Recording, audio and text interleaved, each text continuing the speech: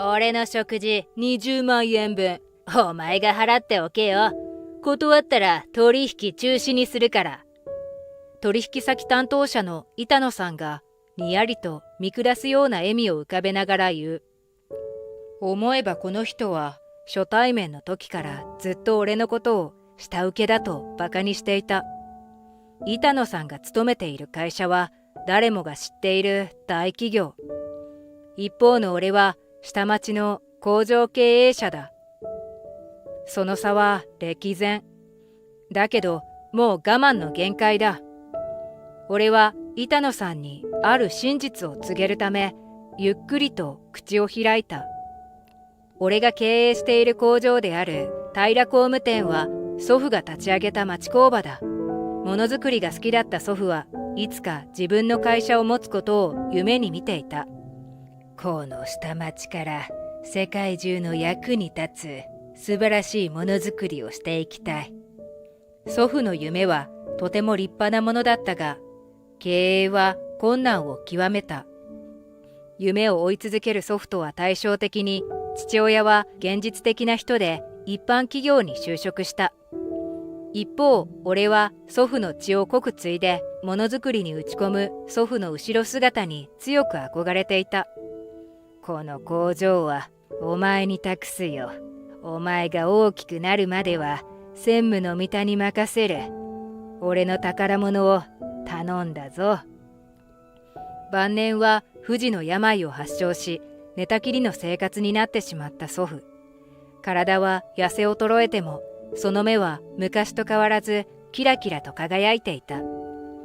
俺が祖父の工場を継ぐために大学進学したいと言った時、最初はあのボロ工場を継ぐなら大学には行かせないと言っていた父だが、最終的には俺の情熱に負けたらしい。俺は必死で勉強して高校でトップの成績を収めた。成績表を父に見せると諦めたように大きなため息をついてこう言った。仕方ない。大学には行かせてやる。だが何があっても後悔はするなよ。それと何が起こっても俺は手助けしない。すべてお前の責任だ。逃げ出すことは許さないからな。厳しい言葉だったけれど、それだけ俺のことを心配してくれているのが伝わってきた。父さんのためにもおじいちゃんのためにも工場を守ってくれている三田さんのためにも絶対に失敗するわけにはいかない。逃げ出すわけにはいかない。大学卒業後、俺はすぐ平工務店に就職。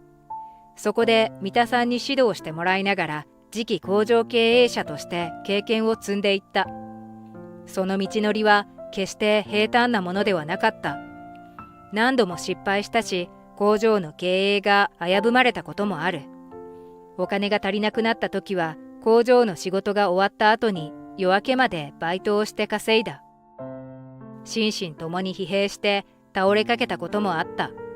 何度もくじけそうになったけれど、その度に俺は祖父から譲り受けた作業着を握りしめてじっと耐えた。その作業着、じいさんのものとはいえボロボロだな。社長ならもっといいものを着ればいいのに。これは俺の宝物なんです。手放すなんてできませんよ。三田さんが呆れたように笑い、俺も笑顔で返した。祖父の作業着が俺の体にしっくり馴染む頃、ようやく工場の経営は安定。仕事に打ち込みすぎて婚期を逃してしまい、いつの間にか40代に突入していた。そんなある日のことだ。実は支社に転勤になりまして、新しい担当者に引き継ぎますので、今後ともお願いします。そうですか。残念です。寺西さんにはとてもよくしてもらったのに。この人は大手企業アーテクト株式会社の営業マンである寺西さんだ。アーテクト株式会社といえば知らない人はいないくらいの大企業で、業界の交流会で挨拶したのをきっかけに、こうして取引をしてもらっている。寺西さんのおかげでうちの工場の経営は安定したと言っても過言ではない。大企業に勤めていてもうちの工場を対等な取引相手として接してくれていた。新しい担当者は新入社員なんですよ。一流大学を卒業した期待の新人でしてね。それは楽しみです。まだまだ至らぬ点があると思いますが、何卒お願いします。そして後日、新しい担当者がやってきた。どうも、板野っす。これからよろしくです。板野と名乗った新入社員は、開口一番、ヘラヘラとした態度で挨拶した。少し驚いたが、最近の若者はこれが普通なのだろう。俺はニコリと笑い、握手を求めた。だが、させん、俺潔癖症なんで。板野さんは俺の汚れた手を見て不快そうに顔を歪めた。先ほどまで作業をしていたので、確かに手は汚れている。急いで拭いて、もう一度握手を求めたが、じゃあ挨拶は済んだんで帰りますね。え、打ち合わせは？寺西さんに聞いてるんで大丈夫っす。それに俺、綺麗な空気を吸ってないと気分悪くなるんすよ。この工場、かなりのボロ。古いですし、早いとこ帰らせてもらいますね。そう言い捨てて、板野さんは本当に帰ってしまった。俺は呆然と彼を見送る。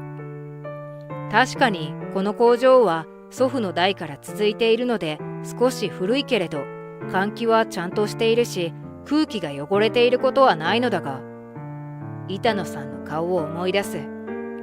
彼の顔は俺の宝物であるこの工場を見下しているような、そんな嫌な雰囲気をまとっていた。その後しばらくの間は寺西さんがちゃんと引き継ぎをしてくれていたので、特に問題はなかった。しかし、納期は来週でお願いします。でも書面には再来週と。何か問題でもあります？板野さんの要求がだんだんと無茶なものになってきたのだ。それに、この工場ちゃんと掃除してます？なんかここにいると肌が痒くなってくるんすけど。毎朝ちゃんと掃除してますし、定期的に業者に頼んで隅々まで掃除してますよ。本当ですか？っていうか、工場のトップがそんなボロ着てちゃ全然説得力ないですよね。俺の作業着を見てバカにしたような笑みを浮かべながらそう言ってくるのだ。彼なりのコミュニケーションなのだろうとスルーしていたが、さすがにこの工程では無理がありますよ。スケジュールの見直しをお願いします。はあ？断るつもりですか？そんなことすると契約自体を見直しますよ。それでもいいんすか？俺が無茶な注文を突き返すと、彼は契約終了すると脅すようになってきたのだ。あれは完全にこちらを舐めている。今後の付き合いは考えた方がいいぞ。そうですけど、前任の寺西さんには恩がありますし、無下にはできませんよ。そんな俺の弱気な態度を見抜いていたのか、ある日彼はとんでもない要求を突きつけてくる。うちの会社、今期は経営がちょっと厳しいんですよ。はあ。いつもは軒先で話を済ませる彼が、珍しく応接室に案内してほしいと言ってきた。コストカットしろって上がうるせえんですわ。で、今日はそのことで相談があるんですよ。そして俺に1枚の書類を差し出す。次の納品分からその値段でよろしくっす。こんな安く？無茶にも程がありますよ。お願いしますよ。この話がうまくいったら上も俺を認めてくれるんですよ。俺の昇進のためだと思ってね。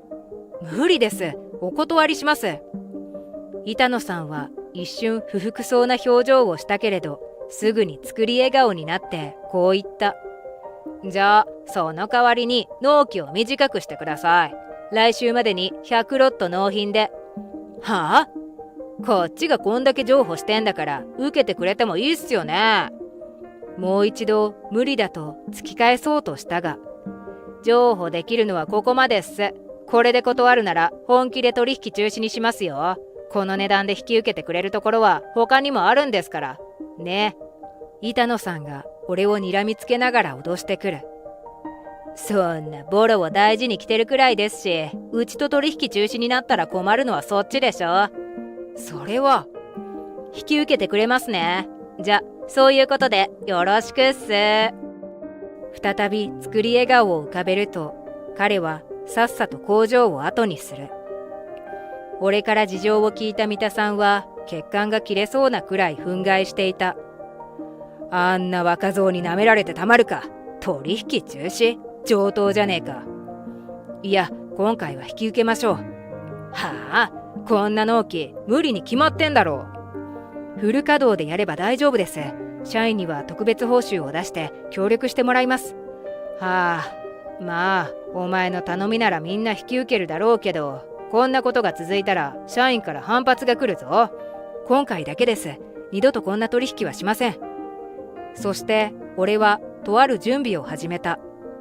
なんとか希望分を納品した直後、俺はアーテクト株式会社主催のパーティーに呼ばれた。いやー、この前は助かりました。これからもよろしくっす。ああ、どうも。それにしても寺西さんはいい下請けを見つけてきましたね。おかげで昇進できそうっす。これからも俺のためにアクセク働いてくださいね。板野さんが嫌味たっぷりの笑みを浮かべる。俺は板野さんがなんでここまで無茶な要求を押し付けてくるのか不思議だったけれど、どうやら俺のことを下請け社員と思っているらしいのだ。下請けだからといって無茶を押し付けていいわけではないのだが、その後パーティーの二次会に誘われたので参加した。縁も竹縄になり、酔っ払った様子の板野さんが俺に絡んできた。平さん、ちょっとお願いがあるんすけど。ヘラヘラと笑いながら会計を俺に押し付けてくる。調子乗ってここで一番いいワインを開けまくっちゃったんすよ。で、お会計が20万になっちゃったんですよね。はあ。つうわけで俺の食事の20万円分お前が払っておけよ。断ったら取引中止にするからな。いつもの調子で脅してくる板野さんに、俺はゆっくりと口を開いてこう言い放つ。あなた誰ですか？はあ？なんで俺が何の関係もないあなたの会計をしなきゃいけないんですか？そんなものは自分で払ってください。俺の言葉に最初はうろたえた様子だったが、すぐに視線を鋭くして俺の胸ぐらを掴んでくる。お前、ずいぶんと舐めた態度だな。俺が誰かだって？お前の貧乏ボロ工場の取引先の担当者様だよ。これ以上舐めた態度取るなら。担当者？うちの担当者はあなたではない。別の人ですけど。はあ、てめえ、何ふざけたこと言ってんだ。板野さんが手を振りかざす。しかしその手はとある人物によって遮られた。お前、何やってんだ？寺西さん？なんでここに？お前がやらかしたことを謝罪するためだよ。上から話を聞いて死者から飛んできたんだ。間一髪、寺西さんのおかげで殴られずに済んだ。寺西さん、お久しぶりです。ああ、すみません平さん。こいつには俺からちゃんと事情を。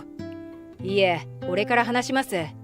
自分の身に一体何が起こっているのか、この若造にきっちり説明してやりますよ。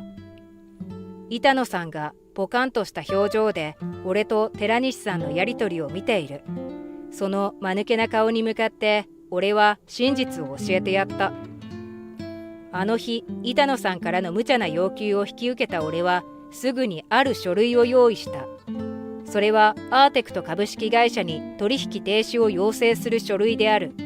要請といってもほぼ一方的な取引中断だ。こんなものを提出したら俺の工場の経営が危ぶまれるかもしれない。一昔前のうちの工場なら。俺の工場の経営は決して平坦な道ではなかった。何度も失敗したし、経営が危ぶまれたこともある。だけどそんな中でも必死に努力していたおかげで徐々に業界内で評判が上がっていったのだ。あの工場の製品はレベルが違う。高品質で耐久性に優れていて素晴らしい商品だ。そんな評判をいち早く聞きつけたのがアーテクト株式会社の寺西さんだった。とある業界の交流会で寺西さんから声をかけられ、取引を持ちかけられたのだ。自慢じゃないですけど、うちの会社は業界大手です。そこと取引したという実績があれば他の取引にもつながるでしょう。でもうちの工場なんかがアーテクト株式会社さんみたいな大手となんて。自信を持ってください。あなたのものづくりの腕は世界に誇れるものだ。この素晴らしい商品を世界中に広めてほしいと思っています。俺に表舞台に出るお手伝いをさせてくれませんか？立場は違うけれど、寺西さんも俺や祖父と同じくものづくりにかける情熱を持っていた。その情熱に触れて俺は取引を決意した。大手取引先との仕事は初めてだったので、最初は戸惑うことも多かった。だけど寺西さんのサポートのおかげで経験を積み、今では数多くの会社と取引をしている。だからあんたのところとは取引を中断しても別に困らないんだよ。今まで引き受けていたのは寺西さんへの恩があったからだ。それがなければとっくに手を引いている。嘘だろ。うちの下請けじゃなかったのか？平工務店とは対等な取引相手だ。お前に何度も教えたはずだぞ。だっていつもボロボロの作業着着てるし。あれはじいちゃんの大切な作業着だ。バカにするのは許さない。正直あの無茶な要求を引き受けた後、俺は本気で取引を中止するつもりだった。そのための書類を作って本社へ行ったのだが、どうか考え直してください。こちらにできることは何でもしますから。では今回の取引でこちらが負担した分の支払いをしてください。それとすぐに別の担当者に変えてください。次の担当者も問題があるようでしたら今度こそ手を引かせてもらいますので。トップ企業であるアーテクト株式会社の役員が土下座でもするような勢いで頼み込んできたので、俺はもう一度だけチャンスを与えることにしたのだ。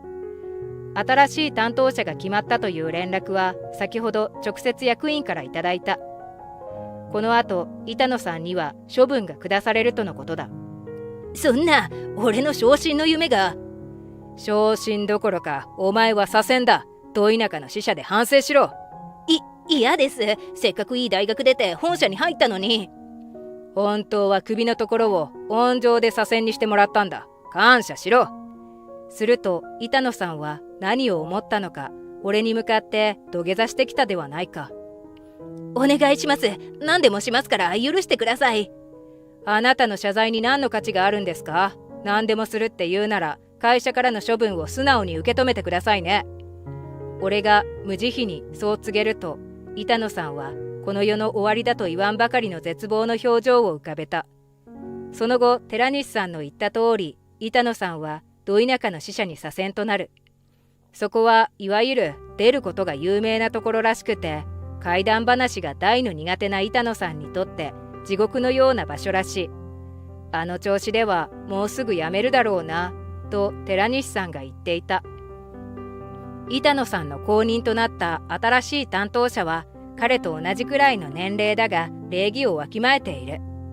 最初板野さんの態度は若者だからだと思っていたが、あれは単に彼が失礼な人間だったのだ。ちょっと不器用なところもあるけれど、新しい担当者もものづくりに対する情熱を持っている人で、一生懸命に仕事に取り組んでくれている。この調子なら今後も取引を続けていけそうだ。世の中は決して甘いものではない。他人を見下しているとどこかでしっぺ返しを食らうだろう。気づかないうちに俺も板野さんみたいになっているかもしれない。そうならないよう気をつけて、周りへの感謝を忘れずに過ごしていこうと思っているよ。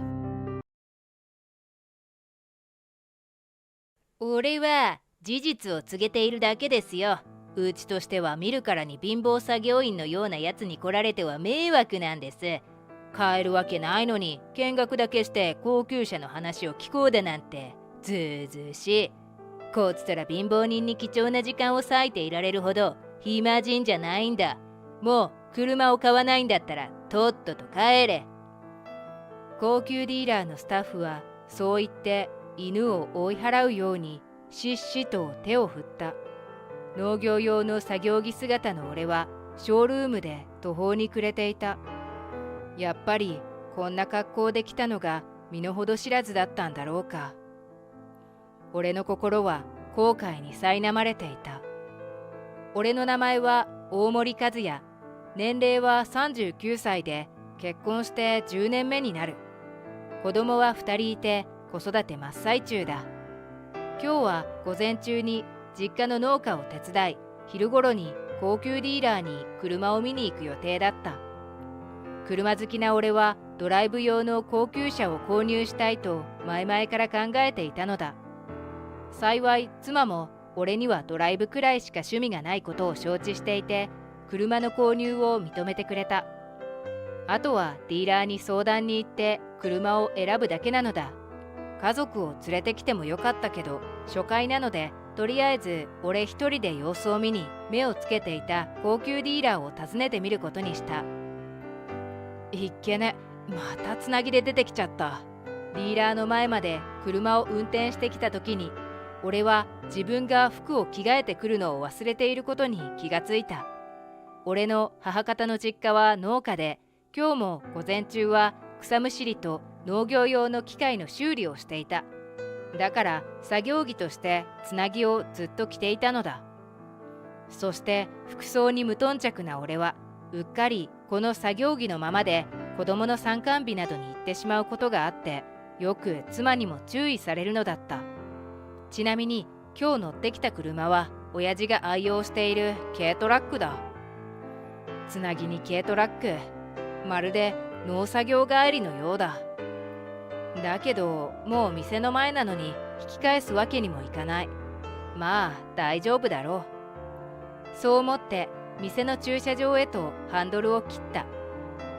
ところが普通は駐車場に客が入ってきた時点でスタッフが店から出てきて誘導を始めるものだが、俺が案内を待っていても誰一人も出てこない。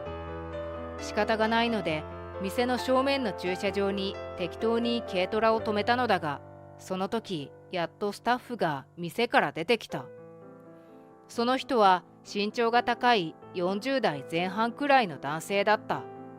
俺は車から降りて「こんにちは」と挨拶したのだが、彼は開口一番に「困るんですよね。軽トラックなんて貧相な車をうちの正面駐車場に置かれたら、あなたここがどこだか分かってます？高級ディーラーですよ。」相手の言葉に俺は耳を疑った。貧相な車？あっけに取られていると、店の裏側に第二駐車場があるので、止めるならそっちにしてください。高級ディーラーの前に軽トラックが止まっていたら、他のお客様に安っぽい店だと思われますから、はっきり言って営業妨害です。じゃ、失礼。そう言い捨てると、スタスタと歩き去ってしまったのだ。営業妨害？安っぽい店だと思われるから移動しろだと？なんてこった。高級ディーラーじゃなくても客に対してこんな対応はないだろう。その時俺は気がついた。ああ、そうか。あの男は勘違いをしているんだ。俺は自分の服装をまじまじと見て納得した。つなぎを着た男が軽トラックに乗って駐車場に入ってきたのだ。おそらくさっきの彼は俺のことを業者の人間だと勘違いしている。だから店前のお客様駐車場に車を止めるなと怒られたのだ。やれやれ、こんなことなら普段からちゃんと妻の小言を聞いておけばよかった。さっきの男が不自然な態度を取った理由に納得した俺は、外出するときは服装に気をつけろと怒っている妻の顔を思い出しながら店の入り口に向かった。俺が業者の人間でないことを説明して客として来たんだと理解してもらえれば、ちゃんと接客してくれるだろう。そう思っていたのでフロントで説明するつもりだった。来店の予約だってしているのだ。名前を言えばわかるはず。俺が店内に入ると、フロントにはさっきの男性スタッフがいて、こちらをギロリと睨んでいる。何しに来たんだと思っているに違いない。すみません。こんな格好ですけど、俺、業者じゃないんです。今日、ここで車を見せてもらう予約を入れた大森和也です。よろしくお願いします。俺がそう言うと、店員は、面倒くさそうにリストをめくっていたが、顔を上げると、大森和也なんて名前のご予約はありませんね。大変申し訳ないですが、うちはご予約のないお客様の対応は致しかねます。パンフレットのお渡しだけになりますけど、よろしいですか？なんと、こんなことを言ったのだ。そんな。3日前に電話した時には予約はできているって言われたんですけど、何かの間違いじゃありませんか？そう尋ねると、そんなこと言っても、うちとしては対応しかねます。パンフレットだけ受け取ってお引き取りください。そんな、少しお話だけでも。そう言うと、営業はノルマがありますからね。あんたなんかと話しても、どうせノルマには貢献してくれないでしょうから、時間の無駄なんです。男はそう一方的に述べるだけだ。なんて失礼な人なんだろう。とっさに俺は相手のネームプレートを見たが、男の名前はタマルというらしい。タマルさんはつなぎ姿の俺のことを完全に見下していて、まともな接客をする気がないようだ。てっきり業者と間違えたからきつい言い方をされたのだと思っていたけど、関係なかったらしい。軽トラックに作業着で来店した客など、最初から客だと思っていないようだった。だけど、ここで簡単に引き下がるのもなんだか尺に触ったので、いいですよ。じゃあパンフレットをください。不十分な案内で結構。パンフレットを見ながら自分で展示されている車を眺めますから。自分で勝手に見学して帰るんだったら、あなたの時間を使うわけではないし、いいでしょ。そう言うと、タマルさんは呆れたように、まあ止めはしませんけど、あなたに車なんかわかるんですか？余計なお世話です。まともに相手をされないばかりか、完全に下に見られている俺は、タマルさんと話をするのをやめて、ショールームを一人で見学することにした。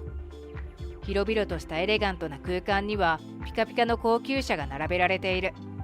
店の対応は最悪だけど、車はすべて息を飲むほど美しく、ぜひ手に入れたいと思うような素晴らしいものばかりだった。だけど俺が見とれていると、触らないでくださいよ。後で指紋を取るのが大変なんで。横からタマルさんが余計なちゃちゃを入れてくる。時間がないと言っておきながら、金魚の糞のようについてきて嫌味を言うタマルさんに、俺はうんざりした。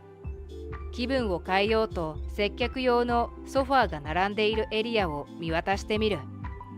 他のお客さんは一組のみで、離れたところにあるソファーに身なりのいい壮年の男性が腰掛けている姿があった。横には外国人らしい金髪女性が3歳くらいの子供をあやしている。おそらく彼の妻だろう。見た感じ、どこかの社長一家のようだった。さっきから別のスタッフがすごく丁寧に接客しているようで、絵に描いたような優雅さだった。俺がその家族の様子を羨ましそうに見ていると、クスクス、うちのお客様として来ていただくのなら、せめてああいったお客様でないと。あの人とあなたでは住む世界が違いすぎますよ。なんて横でタマルさんが笑っている。俺がムッとして、そんな風に言うのはやめてください。確かに服装は作業着ですけど、俺だって客として来たんだから、もう少しまともに扱ってください。と言い返すと、何よ。俺は事実を告げているだけですよ。うちとしては、見るからに貧乏作業員のようなやつに来られては迷惑なんです。どうせ買いもしないのに、高級車の話を聞こうだなんて、ずうずうしい。こっちとら貧乏人に貴重な時間を割いていられるほど暇人じゃないんだ。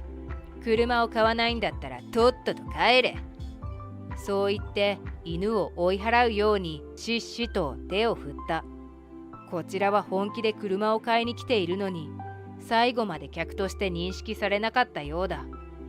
ここで粘っていろいろ話をしても、いつまで経っても拉致が開かないだろう。この頃には俺はもうこの店で車を買う気はなくしてしまっていた。そこで最後にトイレだけ借りて帰ることにしたのだが、俺がトイレから出てくると、だから出てけって言ってるだろ、しっし。建物の入り口のところで田丸さんが別の一人の男性と揉めていた。どうやら俺がトイレに行っている間に来店した客を追い出そうとしているらしい。俺はその様子を見て入り口の方に近寄っていく。追い出されようとしている男性は小太りの20代くらい。彼のショルダーバッグには世界中で人気のゲームキャラクターのストラップがいっぱいぶら下がっていた。いわゆるアニメ、ゲームオタクのようだ。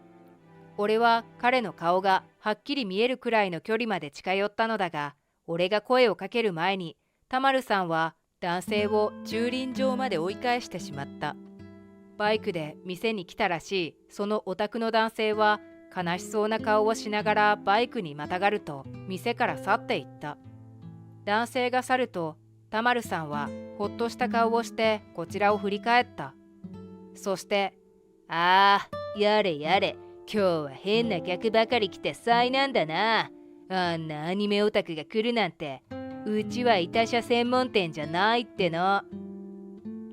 そんな風にさっきの客のことを散々にけなし始めた。でも彼は。俺が言いかけると、うるさい。あんたもトイレだけ借りたら帰るんだろ。だったらさっさと帰れ。お前みたいな貧乏作業員やさっきのキモいオタクみたいなのには絶対にうちの車は売らない。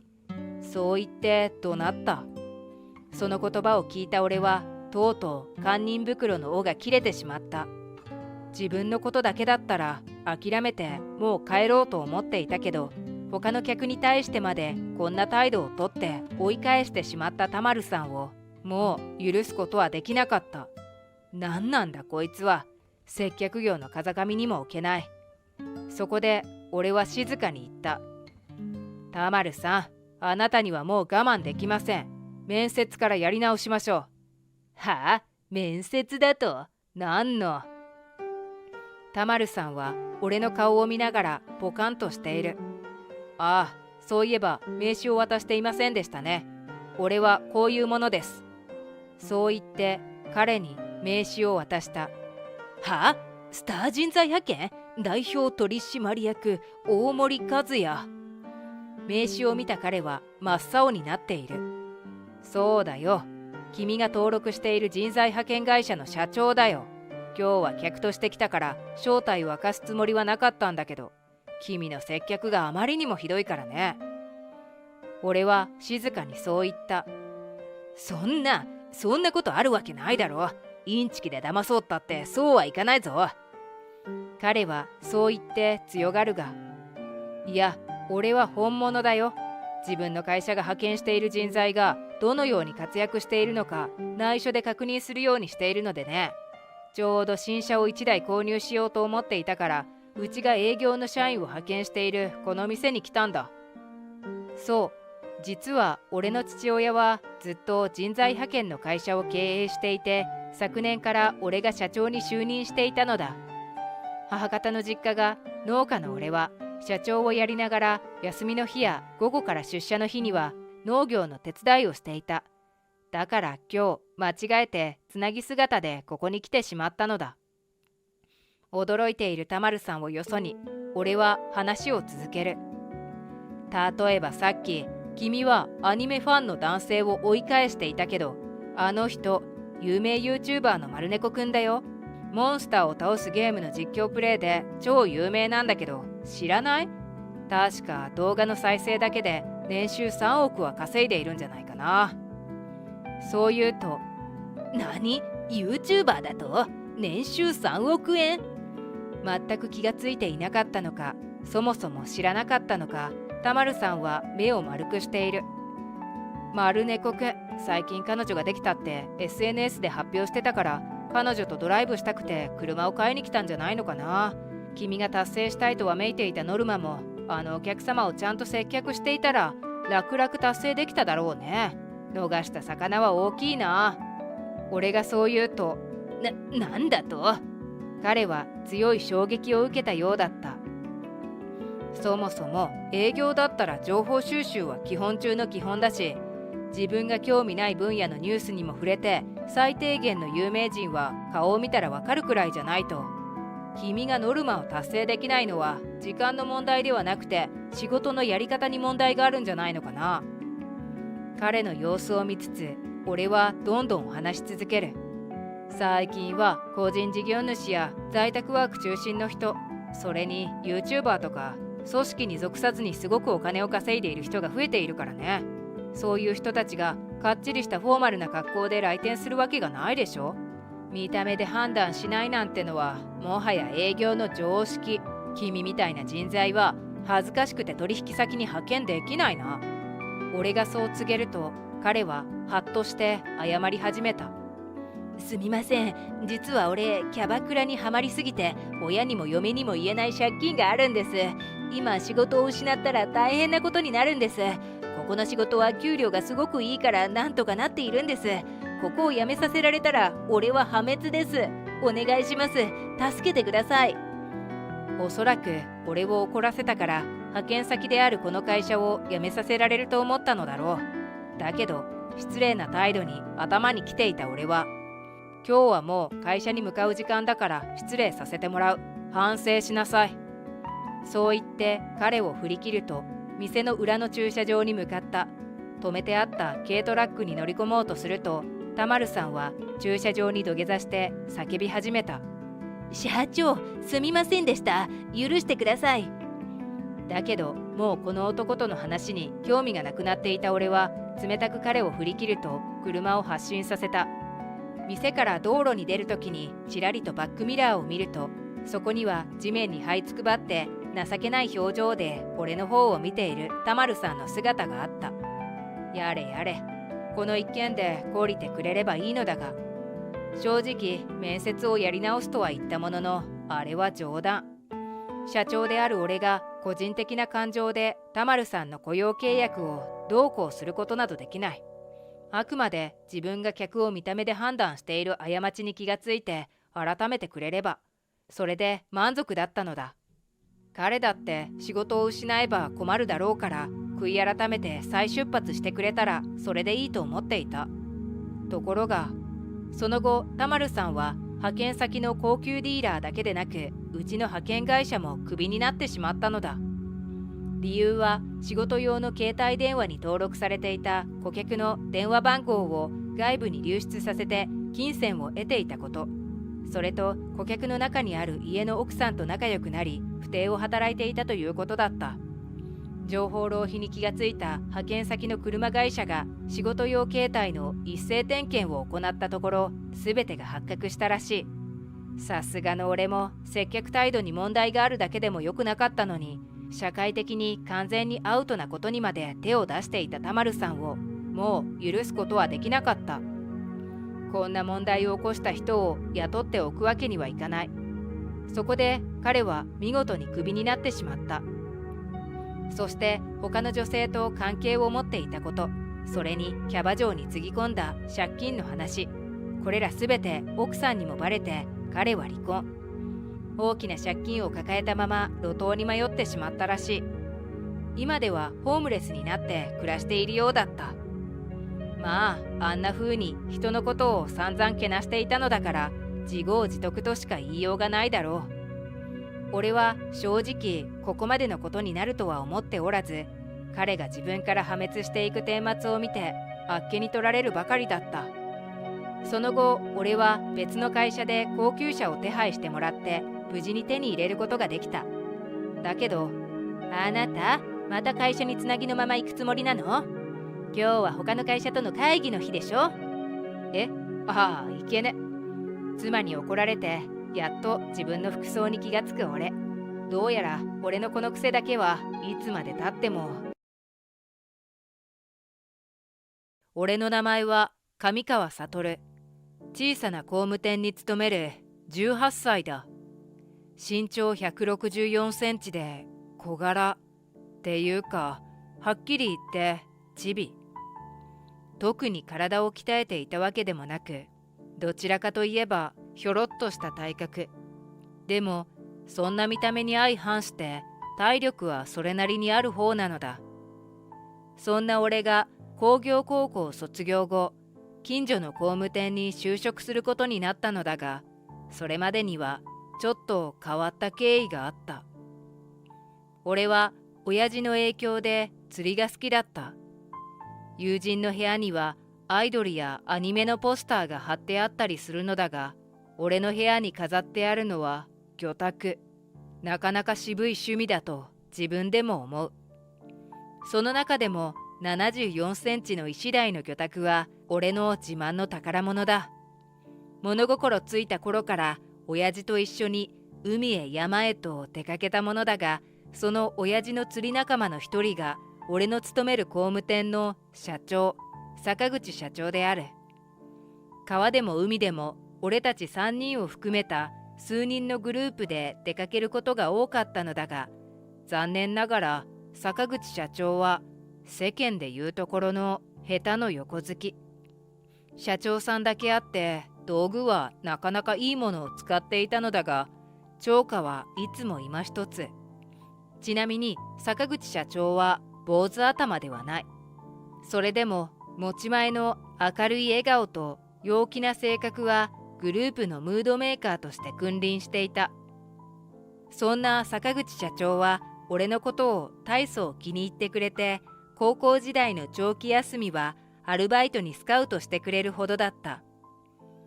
俺も坂口社長の人柄が好きだったし、勉強が大の苦手だったこともあって、これ幸いと宿題もそこそこにアルバイトに明け暮れる毎日。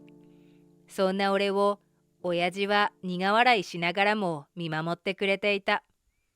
周囲が大学受験や就職に大あらわしている中、俺はすでに内定を取り付けており、悠々自適の毎日。就職先はもちろん坂口工務店だ。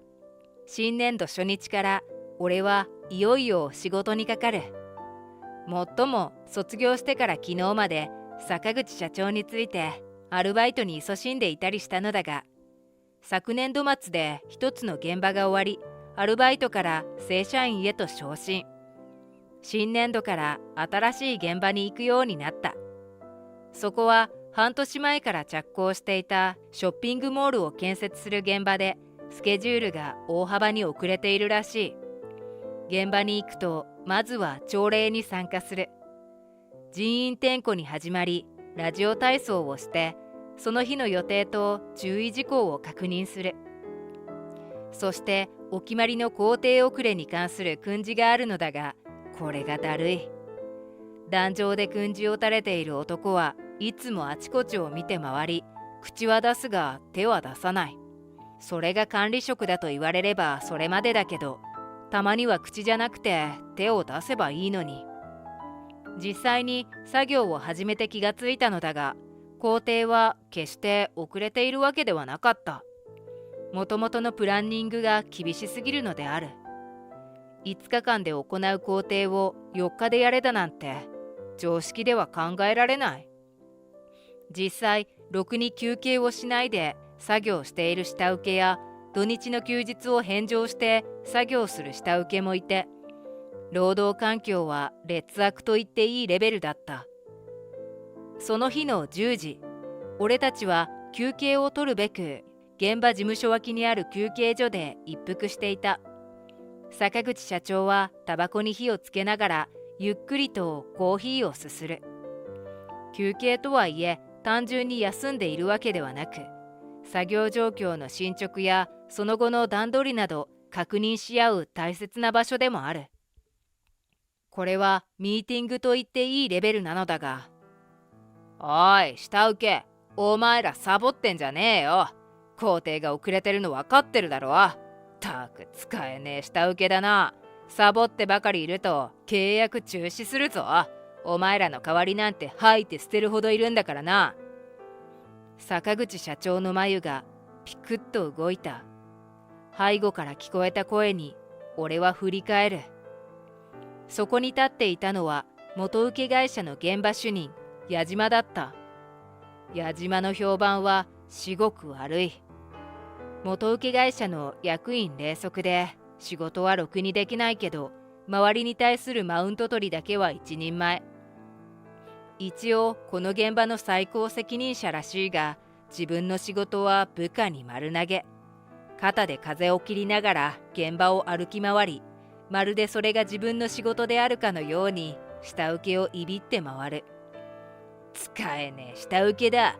これだから下請けは。これが矢島の口癖だった。サボっているわけではありません。休憩を取っていただけですよ。そろそろ戻ろうと思っていたところですよ。それをサボってるって言ってるんだよ。工程が遅れてるの分かってるだろ。揃いも揃ってしけた面してんな。なんだこいつ、厨房かよ。こんなもやし野郎に現場の仕事が務まるのか。メンツくらいまともなの揃えろよ。落成が間に合わなかったら損害賠償を請求するからな。矢島は吐き捨てるようにそう言うと、わずかに口角を上げ、見下すような視線を俺たちに向けた。矢島が厨房と嘲笑ったのはおそらく俺のことだろう。確かに俺はがたいがいいわけではないし、ぱっと見仕事ができるタイプには見えないだろう。だがこの男にそんなことを言う資格があるだろうか。親の意を借りて自らは大した実績を作ることもなく下請けを蔑んでいるだけの男に、俺たちは深いため息とともに立ち上がり持ち場に戻っていく。だがこんなことは序章に過ぎなかった。ある日、俺と社長は現場作業を終えた後、会社近くのスナックで飲んでいた。もちろん俺はまだ未成年で飲めるわけもないから、今日もだがソフトドリンクを飲みつつ運転手役なのである。坂口社長はお酒が大好きで、しかも強い。俺が運転免許を取ってからは飲みに行くときに何度も運転手役を任されていたのだが、今日はいつもと違っていた。後部座席にあの矢島を乗せているのだ。へえ、下請けにしちゃいい店知ってるじゃねえか。まあ俺を接待するならこの辺りが最低レベルだけどな。矢島は美人ホステスに囲まれながら上機嫌だった。この店は坂口社長が懇意にしている店の中でも特に美人揃いの店である。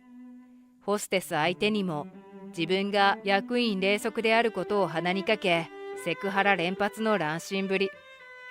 矢島の目の届かないところで坂口社長は苦笑いを浮かべながらホステスたちに謝っている。こんな接待の強要を日替わりで毎日のように下請け業者にしてもらっているらしい。接待を断ったりすれば言いがかりレベルの理由をかざして契約を切る。今時こんな独裁者がいるなんて信じられない。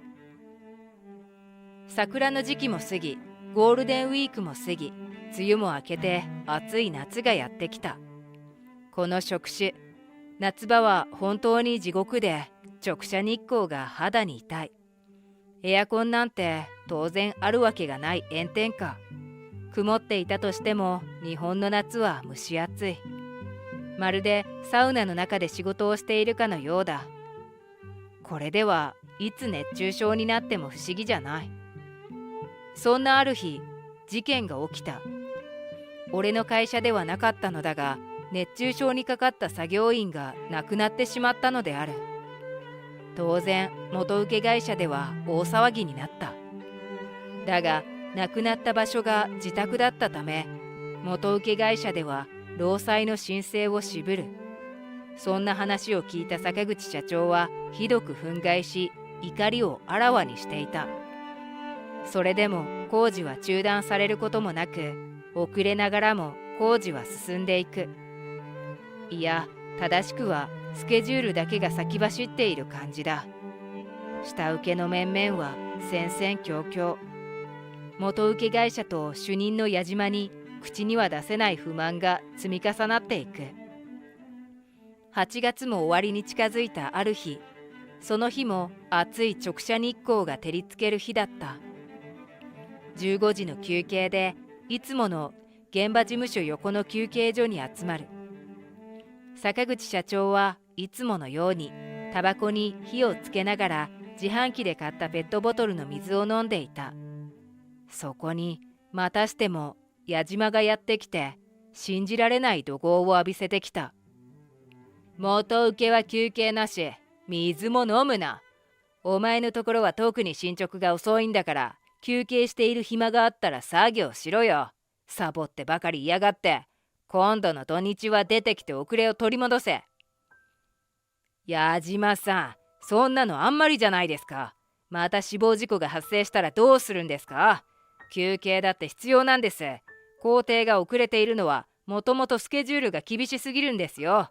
前にも見直しをお願いしましたよね。うるせえってんだよ。下請けの分際でごちゃごちゃ言うな。落成式の日は決まってるんだ。仕事を振ってやってることをありがたく思えよ。ごたくばかり抜かしていると取引中止にするぞ。お前らみたいな下請け、代わりはいくらでもいるんだからな。では取引中止で。社長、もう帰りましょう。はあ？思わず出てしまった言葉ではあったが、矢島を睨みつける俺の視線は怒りに満ち溢れ、発した言葉は静かではあったけれど、有無を言わせぬ気迫をまとっていた。坂口社長の顔は若干の不安を感じているようではあったが、これまでの矢島の立ち振る舞いには我慢できないものがあったのだろう。毅然とした表情を矢島に向けると、きっぱりと言い放った。矢島さん、とても残念です。御社とはいいお付き合いをしたいと思ったのですが、どうやらそれは望めないようですね。私は自分の会社の社員たちを守らなくてはなりません。休憩は取るな、水も飲むな、なんていう元請けさんの仕事は丁重にお断りさせていただくしかありません。なんだと？土底辺の下請けのくせに偉そうな口を聞くな。お前らみたいな役立たずなんか今日限りで取引中止だ。後からすがりついて謝ってきても再契約なんかしてやらないからな。会社に戻る車の中、気まずい沈黙が流れていた。1階の平社員でしかない俺が社長に先んじて取引中止を承諾するなんて、本来許されることではないだろう。だが口から飛び出した言葉はもう取り返せない。俺はボソボソとつぶやくように謝罪する。社長、申し訳ありません。俺我慢できなくて出しゃばった真似を。いいんだ。あの時悟が言ってくれなかったら俺が言っていたよ。もうあの元請けの仕事は受けない。あんな無茶苦茶な仕事をさせられてみんなに何かあったら大変だからな。悟、ありがとよ。だが俺を本気で怒らせてしまったことが、後々矢島が自らの首を絞めてしまうことになる。そんな展開を誰も想像ができなかったことだろう。そう、俺以外は。実は坂口社長と俺は親父と約束をしていた。俺が30歳になるまでは坂口社長のところで修行を重ね、30歳になったら親父の会社に転職して社長秘書をする。そう、俺の親父はそこそこ名の知れた不動産販売会社の社長である。そして例のショッピングモールの接種であり、矢島の会社にとってはクライアントであった。俺が矢島の現場で仕事をしていた頃の話を親父に話して聞かせる。人間を人間とも思わない下請けの扱い。ろくに休憩も取らせず、水も飲ませず、その上労災申請を渋るだなんて。俺の話を聞いた親父は激怒し、そんな会社に仕事は任せられないと言い放った。それから数日後、事態を重く見た親父の不動産販売会社は元請け会社との契約解除に踏み切った。労働基準監督署の監査が入り、元請け会社の工程管理のずさんさが明るみに出る。そして現場主任である矢島の傲慢な振る舞いも。後にショッピングモールの建設は別の会社と契約し、工事は再開されることに。下請け会社はそれぞれ契約を継続してもらえることになり、坂口工務店も新しい元請けの会社と再契約することができた。当初の予定からは2ヶ月遅れになったものの、ショッピングモールは2ヶ月遅れでグランドオープンした。矢島のいた元請け会社は悪評が業界を駆け抜け、業績不振の一途をたどっている。矢島本人は現場での横暴な振る舞いに加えて、社内でのセクハラや横領が明るみに出て警察沙汰になった上に懲戒解雇になったらしい。さらには数名の会社の部下やホステスとの浮気がバレてしまい、激怒して実家に帰った奥さんと離婚する羽目になったのだとか。会社役員の父親からは絶縁され、元嫁さんから慰謝料を請求され、会社からも損害賠償を請求されてしまったらしい。まさに弱り目にたたり目、泣きっ面に蜂。ボロアパートへの引っ越しを余儀なくされ、いくつものアルバイトを掛け持ちしながら日々の食べ物に困るくらいの極貧生活を送っているらしい。今日は渓流釣りに来ている。親父と坂口社長と3人で来るのは久しぶりだ。狙いはヤマメ。そろそろお昼になろうかという時間には、親父が3匹、俺が1匹、坂口社長はいつもの坊主だった。そろそろお昼になるし、引き際ですかね。まいったな、今日も坊主か。いつも通りの展開、お弁当食べましょうよ。俺はおふくろが持たせてくれた3人分の弁当を広げた。美味しそうなおかずとおにぎりがたくさん並んでいる。おふくろの料理は絶品なのだ。その時、社長のロッドホルダーから音がした。社長の釣り竿がホルダーから外れ、ずるずると引き込まれていく。俺は反射的に弁当を放り出し、社長の竿に飛びついて握りしめた。社長、早く引いてますよ。マジか。よし、任せろ。大物だ。坂口くん、逃がすな。俺は坂口社長に竿を渡した。竿の先が大きくしなる。次の瞬間、40センチくらいはありそうな大物が大きく跳ねて姿を現した。私のこと嫌いなの？なんでこんなひどいことするのよ。妻が泣きながら俺に向かって叫ぶ。妻のエリカとは高校時代からの付き合いだが、今まで彼女がこんな悲しそうに泣き叫ぶ姿は見たことがなかった。なので少しだけ躊躇してしまう。なぜならこれから俺が妻に投げかける言葉は彼女をさらに傷つけることになるから。俺の人生は一言で表すなら不幸だ。不幸の始まりは些細なことだった。小学生の頃、クラスメイトとドッジボールをしていたのだが、手が滑ってボールがクラスメイトの女の子の顔に当たってしまった。彼女は大量の鼻血を出し、その場は一時騒然。その後は特に女子から責められることになり、いつの間にか俺は周りから孤立するようになる。わざとじゃなかったし、女の子には何度も謝罪した。だが彼女は俺を許してはくれなかった。その子はクラスの中心人物で、自分に怪我を負わせた俺を恨み、周りを煽ったのだ。鼻血を出したことが恥ずかしくて、復讐してやるという気持ちもあったらしい。最初はからかわれる程度のものだったが、やがてそれが加速し、俺はクラスの中で人間以下の扱いを受けるようになる。小学校を卒業した時にはようやく救われたと思った。中学校では心機一転、友達をたくさん作って楽しく過ごそうと思ったのだが、あいつ小学生の頃女の子を怪我させたんだ。でも全然反省してないし、他にもたくさん問題を起こしたんだぜ。関わるとろくなことないぞ。同級生の風間は俺を率先していじり倒していた元クラスメイトだ。彼が周りに吹聴したせいで再び俺は孤立した。周りから見下しバカにされ、時には口に出せないようなひどい扱いも受けた。勉強だけはなんとかできたので、机に向かい続けてなんとか平静を保つ。そんな俺を周りはガリ勉野郎とさらにからかった。その後俺は県内でもトップレベルの進学校に合格。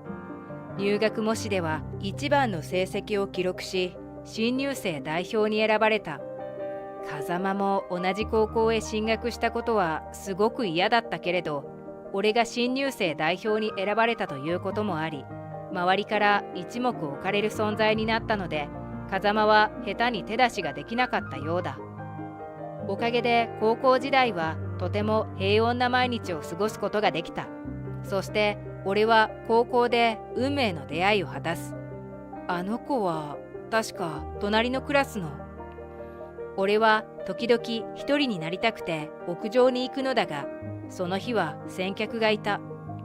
その子は隣のクラスでとても可愛いと評判で、将来は俺の妻となるエリカだった。エリカは屋上で一人ぼーっと空を見上げて過ごしていた。少し気になり勇気を出して彼女に声をかける。別にちょっと疲れただけだよ。そういえば君、文化祭の実行委員だったよね。この時期は忙しいもんな。俺も文化祭の実行委員だったので気持ちはよくわかる。だが彼女の事情は少し複雑なようで。私、本当は実行委員はやりたくなかったの。え？面倒な仕事を押し付けられたのよ。周りにいい顔してるからうまく利用されたのよね。俺のクラスは全員が一丸となり文化祭の準備を進めているが、彼女のクラスはそうではないらしい。エリカはいつも笑顔を浮かべていて、たくさんの人たちに囲まれて楽しそうだと思っていたけど、無理して周りに合わせる必要なんてあるのか？自分の気持ちを我慢しなくたっていいんだ。本当の君を知ってもそばにいてくれる人が真の意味での友人だろ。離れていくようなやつはその程度なんだよ。そんなやつらと付き合っている時間がもったいない。するとエリカは少しポカンとした顔を見せて、ついで大声で笑った。あなたって意外と毒舌なのね。そうかな。もっとおとなしい人だと思っていたわ。でも私、あなたみたいな人好きよ。そこから俺とエリカの距離がどんどん縮まっていく。同じ文化祭の実行委員だったので、俺のできる範囲で彼女の手助けをした。彼女が嬉しそうにありがとうとお礼を言う顔がとても可愛くて。そして卒業式の日、俺はエリカに告白。遅いよ。ずっと待ってたんだからね。ごめん、勇気が出なくて。返事はイエスに決まってるのに、なんで勇気が出なかったのよ。若干怒られながらも了承の返事をもらい、そこから付き合いが始まった。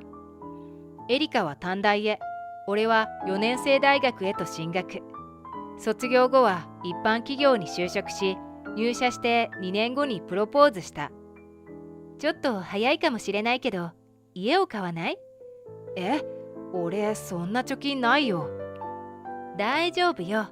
土地はうちの両親が持ってるし、資金援助もしてくれるって。エリカの家は昔おじいちゃんが工場を経営していたらしく、普通の家よりお金があるらしい。ご両親は普通のサラリーマンと専業主婦だが、おじいちゃんから受け継いだ遺産のおかげで余裕のある生活が送れているそうだ。資金の大半を支援してもらったけど、俺これはローンだと思ってるから、ご両親にはしっかり全額返済していくからね。そんなの気にしなくていいのに、タケルは真面目ね。エリカは呆れたように言っていたが、こんな多額のお金を出してもらいっぱなしというのは納得がいかない。俺はコツコツと働いてお金を貯めて義両親に返済した。最初は断っていた2人だったが、これは俺なりのけじめです。どうか受け取ってください。そう頼み込むと苦笑いを浮かべながら了承してくれたのだ。エリカはいい人と結婚できたな。彼は信頼できる人だ。お父さんからそう褒められてちょっとだけ鼻が高かった。エリカも嬉しそうにしていたのだが、やがてその平和も崩れていく。結婚当初は仲のいい夫婦で通っていた俺たちだったが、風向きが変わったのはエリカが仕事を辞めた時からだった。私、仕事辞めたから。え、そんな急に？家のローンはないし、別にアクセク働く必要はないでしょ。それに私、妊活したいのよ。妊活？まあ確かにそろそろ子供は欲しいなって思ってたけど。そういうことだからよろしくね。俺に何も相談しないで急に仕事を辞めたのはちょっとだけ引っかかったけれど、今まで乗り気じゃなかった妻が子供が欲しいと言ってくれたのが嬉しくて、結局俺は了承したのだった。だが妻は一切妊活をしなかった。それどころか俺との夜の生活を拒否し続けたのだ。疲れているのよ。そう言うけれど、日中妻は家事どころか何もしていない。家でダラダラと寝て過ごすか、友達と遊び回っているか、そのどちらかなのだ。ある日、会社に着ていくワイシャツが残り1枚になった時、俺は我慢できず妻にこう言った。なあ、頼むから少しくらい家事をやってくれないか？はあ？俺は仕事で帰りが遅いから家にいる君が家事をやってくれると助かるんだけど。しかし妻は俺を鋭い視線で睨みつける。あのね、今時女が家事をやるなんて考えは時代遅れなのよ。男女平等って言葉を知らないの？それは、男女平等って言うなら君も俺と同じように働きに出ればいいじゃないか。妊活するために仕事を辞めたのに一切妊活はしていないだろ。出かかった言葉をなんとか飲み込む。それにあなた言ってたじゃない。本当の自分を我慢しなくていいって。そんな昔のことを。本当の私は家事なんか大っ嫌い。絶対にやりたくないの。あなたが言ったように私は本当の自分を我慢しないわ。それから俺が何度頼んでも妻は断固として家事を拒否。それどころか、そんなに不満なら離婚していいわよ。でもこの家も土地も私の名義だからね。そこらへん忘れないでちょうだい。出ていくのはあなたの方だから。エリカが俺に対してこんなにも上から目線で強気なのは、彼女には家と土地があるからだ。離婚すれば俺の方が不利になると分かっているのだろう。そして俺に対する彼女の態度はどんどんとひどくなっていった。ある日、俺が風邪をひいて寝込んでいると、風邪くらいで仕事を休むなんてたるんでるわね。心配するどころか、そんな暴言を吐いてどこかへ出かけてしまった。俺はフラフラになりながら自分でお粥を作って風邪薬を飲み、なんとか回復したのだった。そしてまた別の日には、俺の不注意でスマホを落として画面を割ってしまった。本当にどんくさいわね。昔からあなたってそういうところあるわよね。修理費用はあなたのお小遣いから出してよね。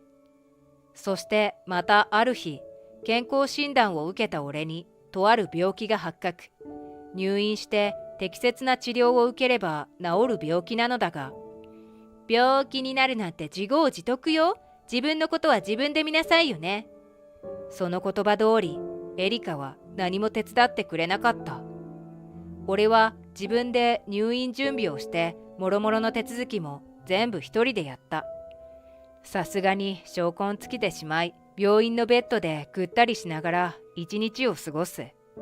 そんな俺のもとへ、遠く離れて暮らしている両親がお見舞いに来てくれた。俺の姿を見た瞬間、母親は泣き崩れてしまう。ちょっと母さん、大げさだって。ちゃんと治療すれば治るんだから。あんた、なんでそんなにガリガリに痩せちゃったの？顔色も真っ青だし、まだ若いのに白髪もこんなに増えて、治療して治るなんて信じられないわよ。まあ、確かに最近はちょっと痩せたかなと思っていたけれど、大げさだってば、ねえ父さん。いや、大げさなんかじゃないぞ。お前、一体どうしたんだ？泣き崩れる母の横で、俺以上に顔を真っ青にしている父親。そんなに俺の姿は変わってしまったのか。二人に問い詰められ、俺はここ最近の事情を洗いざらい説明するしかなかった。頼むから自分を大切にしてちょうだい。そうだぞ、お前ちゃんと食べてないだろ。まあ最近は忙しかったし。言われてみれば昔の俺はよくご飯を食べるタイプだった。以前は健康的な体格をしていたが、最近は家事を全くしないエリカに代わり、忙しい合間を縫って家事をこなしていたので、食事がおろそかになっていたようだ。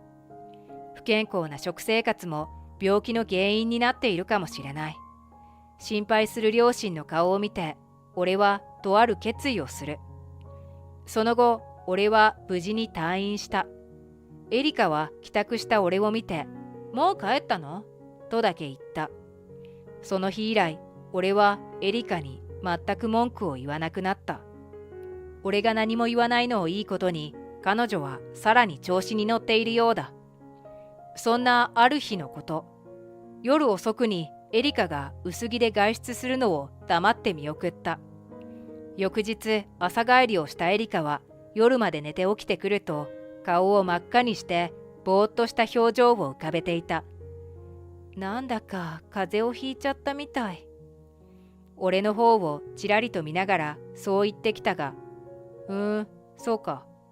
っていうか、風邪くらいでそんな長時間寝込むなんてたるんでるんじゃないのか？前に彼女から言われた言葉をそのままそっくり返す。呆然としている彼女を無視して簡単なおかゆをささっと作ってやった。風邪薬は戸棚の中だから、これ食べたら飲んで寝れば、うつされたくないから俺は和室で寝るよ。ええ。あの時妻は何もしてくれなかったけど、俺はそこまでひどい人間ではない。最低限のことはしてあげて、さっさと和室へ引っ込んだ。その後も、お気に入りのワンピースが汚れちゃった。これもらい物なのに。どんくさいな。昔からそういうところあったよな。この時も彼女から言われた言葉をそのまま返しながら、染み抜きができるクリーニングに持って行ってやる。それ以外にも何か起こるたびにエリカに言われたことをそっくりそのまま返し続けた。こんな生活が続き、エリカは限界を迎えたらしい。私のこと嫌いなの？なんでこんなひどいことするのよ。泣きながらそう叫ぶエリカ。そんな彼女の顔は初めて見たので少し躊躇したけれど、俺はこの生活に決着をつけるためにとどめの一言を言い放った。浮気するような人間は嫌いだね。証拠は全部揃っているんだ。そう、俺は退院後、興信所を雇い、妻の素行調査を依頼した。薄着で夜遅くに出かけたり、見慣れない贈り物のワンピースを着ていたり、前からずっと違和感はあったのだ。結果、エリカは真っ黒だった。それどころか、驚いたよ。浮気相手は俺のことを散々バカにしていた風間だったなんてな。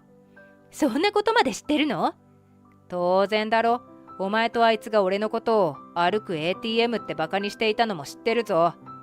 エリカと風間は同窓会で再会し、そのまま浮気する関係になったらしい。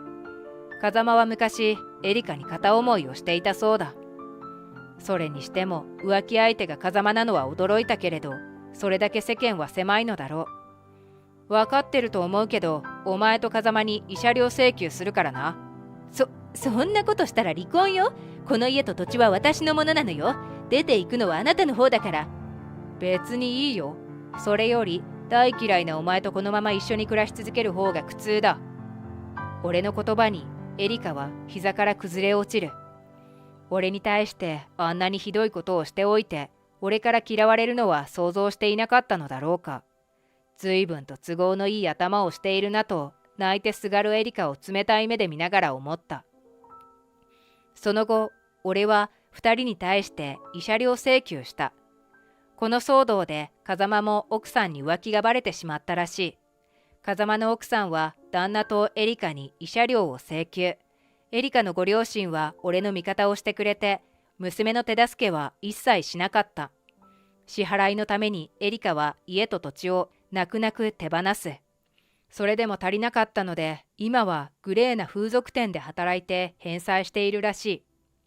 離婚届を出す前、エリカは泣いて俺に許しを請うてきた。あなたに離婚されたら、私どうやって生きていけばいいの？自業自得だ。自分のことは自分で見なよ。俺が入院した時に言われた言葉をそっくりそのまま返してやる。エリカは絶望した顔を見せていたが、それに同情するほど俺は甘くない。そのまま離婚届を提出して、俺とエリカは他人同士になった。俺と離婚したエリカだが、風間とくっつくかと思ったら、そうでもなかった。風間はエリカのことを一時の遊び相手程度だと思っていて、本気ではなかったらしい。しかし、そんな言い訳をしても奥さんに許してもらえず、俺より高額な慰謝料を旦那に請求して、今もまだ争っているようだ。風間の醜聞は同級生たちの間でみるみるうちに広まっている。今後、彼が同窓会に呼ばれることはないだろう。一方、俺はというと、しばらく女性はこりごりなので、独り身を満喫する予定だ。もらった慰謝料は迷惑をかけた両親と一緒に、ちょっと高級な温泉旅行で使うつもりでいる。残った分は堅実に貯金して、これからもコツコツと真面目に働いていくつもりだ。無理して周りに合わせる必要はない。本当の自分を我慢しなくていいとは言ったけれど、世の中をうまく生きていくには、ある程度の我慢は必要だ。何事もほどほどが一番。エリカとの件は教訓として心に刻み、忘れずに生きていくつもりだよ。全部捨てた？だったら何か問題でもあるわけ？湧き上がった強い怒りは途方もなく大きな失望感にかき消された。どうすればいいのか分からず、市の廃棄物処理課への連絡やゴミ収集業者への連絡といろいろな考えが頭をよぎる。けれどそれらの考えもどれもまとまらなくなって悲しみだけが突き上がっていた。俺にとっては宝物でも他人にとってはただのゴミ。しかももう何時間も前に回収されてしまった。これからどうアクションを起こしたところで何一つ戻っては来ないだろう。何よ、邪魔だったんだから別にいいでしょ。男なら割り切りなさいよね。こちらの悲しみも知らず平然とそんなことを言う妻。俺は胸の奥に再び怒りの炎が燃え上がるのを感じた。俺の名前はフミヤ、32歳。ある専門商社の営業マンとして働いている。仕事はおおむね順調で、会社の業績もまずまずだった。妻とは仕事を通じて知り合った。知人の紹介で交際を始めた頃、明美は同業他社で事務の仕事をしていた。3年ほど付き合ってこの人しかいないと思い、俺からプロポーズした。結婚したばかりの幸せな毎日のことは今でもよく覚えている。週末が来るたびに2人で車を走らせて、行きたいところにはどこでも行って、あの頃は本当に輝いていた。悩みといえば一つだけ、なかなか子供ができないことだった。不妊治療を受けてみよう。こういうのはなるべく早い方がいいって聞くよ。そう？もう少し2人だけで頑張ってみようよ。自然妊娠が一番いいよ。子供を産んでくれるのは明美だ。俺は彼女の意思を尊重した。けれどある日、俺はとんでもない書類を目にしてしまった。明美が不在の時、彼女のバッグから産婦人科のマークが入った書類が見えて、中絶手術の同意書？俺の署名と捺印がある。中絶手術を受けるには特別な理由がない限り、パートナーの署名と捺印がいる。帰ってきた明美に事の次第を尋ねると、彼女は泣き出した。ごめんなさい。私、本当は子供なんて欲しくないの。産みたくないの。痛い思いをするのも泣きわめかれるのも考えただけで生理的に嫌なのだという。俺は絶句してしまった。それならそうとどうして早く言ってくれなかったのだろう。嘘の署名と捺印でせっかく宿った新しい命を葬ってしまうなんて。俺はこの時明美との関係について心底悩んだ。悩みに悩んで、そして泣いて謝る彼女のことを許した。本音を言えば自分の子供が欲しい。だけど明美との生活を捨てたいとは思わなかった。俺は子供よりも明美を選んだのだ。後で自分がどれほどそのことを後悔するかも知らずに。中絶事件から2年ほどは仲のいい夫婦でいられたと思う。俺は明美を尊重し、明美も俺を立ててくれた。ただ自分の子供が欲しいという気持ちに完全に蓋をすることは俺にはできなかった。商業施設や観光地で子供連れの家族を見かけるたび、俺はそちらを目で追ってしまった。ちょっと何を見てるの？あ、いや、悪い。そんなやりとりを何度繰り返しただろう。明美は次第に俺を不誠実だとなじるようになった。自分と2人で暮らすことを約束してくれたのに、まだ子供なんかに未練があるのかと。俺は毎回強く否定できなくて、責められるたびに彼女に謝った。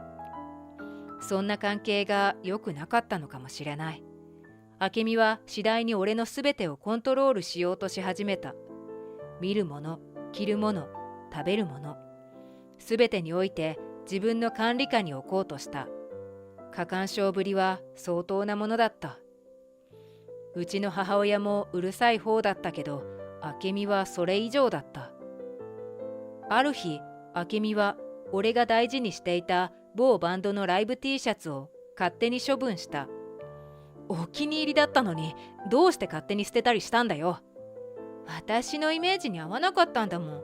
仕方がないでしょ。俺は危機感を覚えて、大事なものはすべてリビングから撤去し、自分の部屋に避難させた。その上で、俺の部屋の中のものには決して触らないように、と繰り返しお願いした。明美も分かったと納得してくれたはずだった。それなのに、彼女は。ある土曜日の午後、俺は3日間の出張を終えて、ようやく家に帰ってきた。出迎えてくれた明美にお土産を手渡して、自分の部屋に荷物を置きに行った。その時、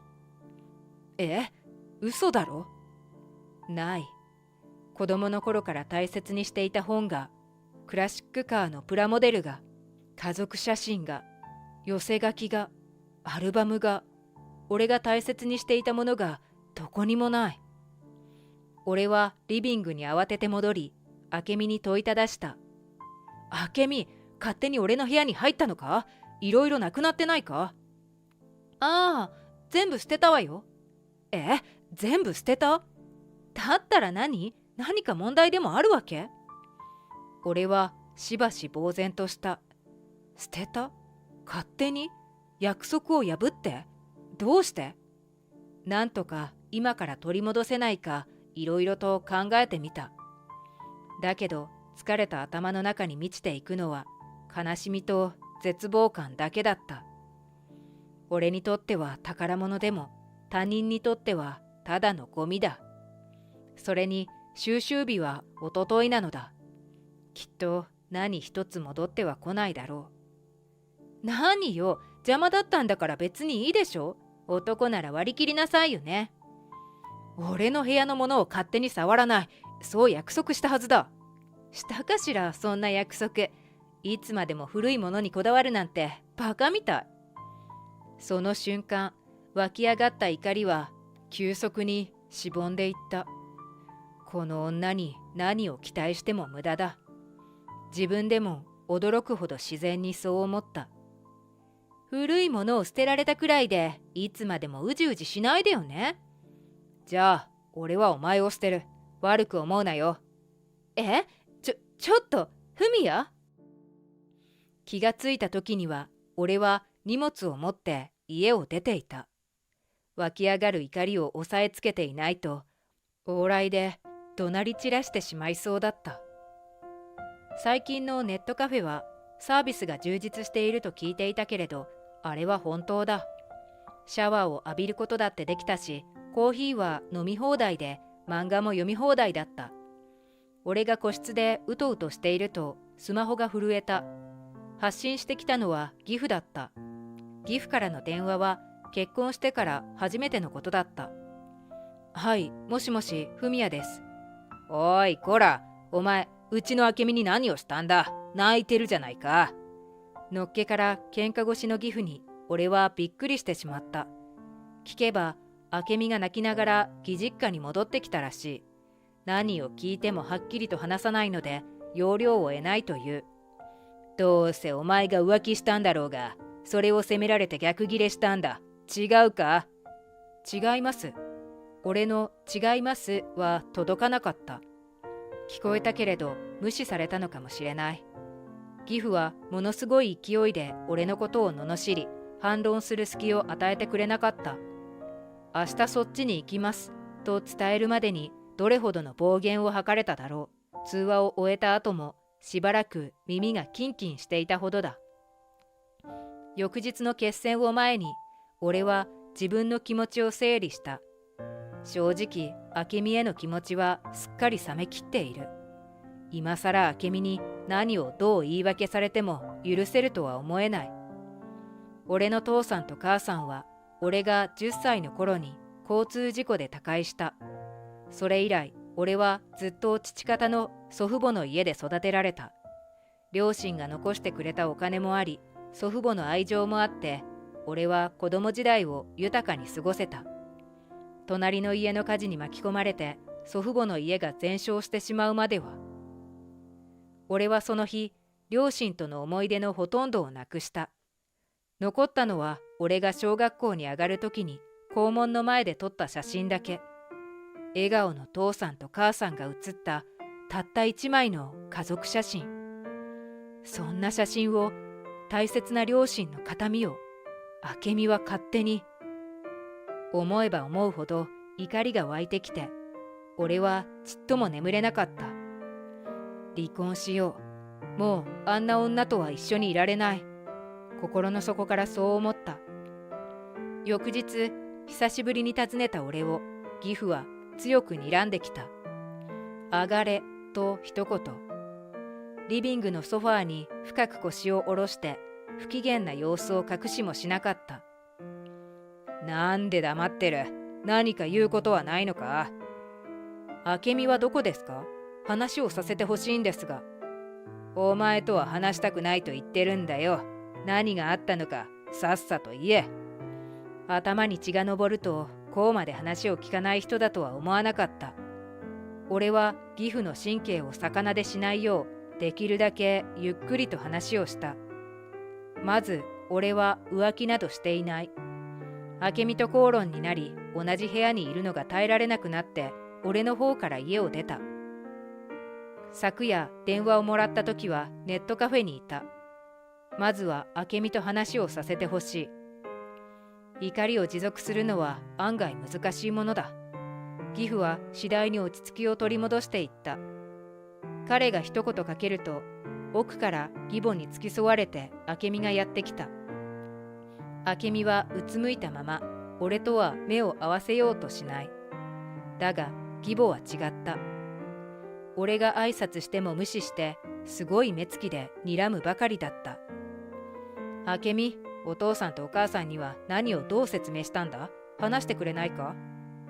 俺の呼びかけに明美は答えない。うつむいたまま小さくなってまるで子供のように母親の影に隠れてしまった。仕方がないので俺はすべてを自分の口で説明することにした。俺が家を出たのは明美が俺の部屋に置いてあった大切なものを勝手に捨てたからです。突然のことで気持ちの整理がつかなくなって一人になりたくて家を出ました。俺は時間をかけて丁寧に説明した。思い出の品、記念品、宝物、そしてかけがえのない両親の形見。それらの大切なものを勝手に捨てられて、自分の心がどれほど深く傷ついたか。捨てないでほしいという約束を破られたショックがどれほど大きかったか。明美と一緒にいることがとても辛く思えたんです。今こうして会ってみて、改めて強い嫌悪感を覚えています。もう夫婦としてはやっていけない。申し訳ありませんが、離婚させてください。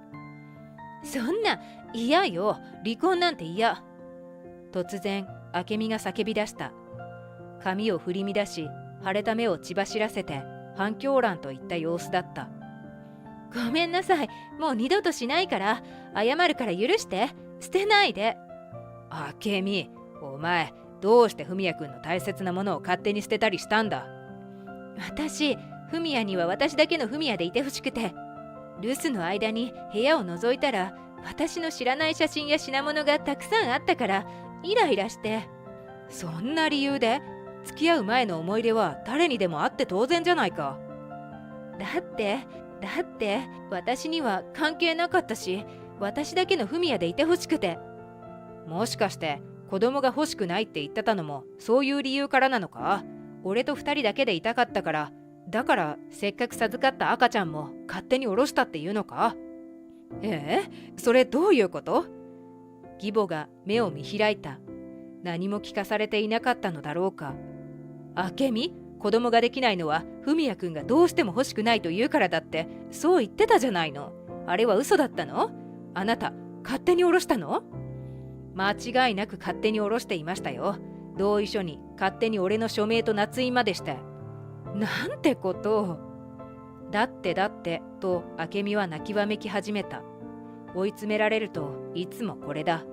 見ているだけで嫌な気持ちになってくる。仕方ないでしょ。欲しくないのにできた方が悪いのよ。文也だって私が欲しくないと言ったらそれで納得してくれたの。もうそれでいいでしょ。蒸し返さないでよ。おいおいと泣き始めた明美の背中を義母がゆっくりと撫でている。リビングに沈黙が降りた。そのままどれぐらいの時間が経っただろう。義父が大きなため息をついた。文也くん、申し訳なかった。私からも謝るよ。娘可愛さに君の話をよく聞きもしないで怒鳴ったりして悪かった。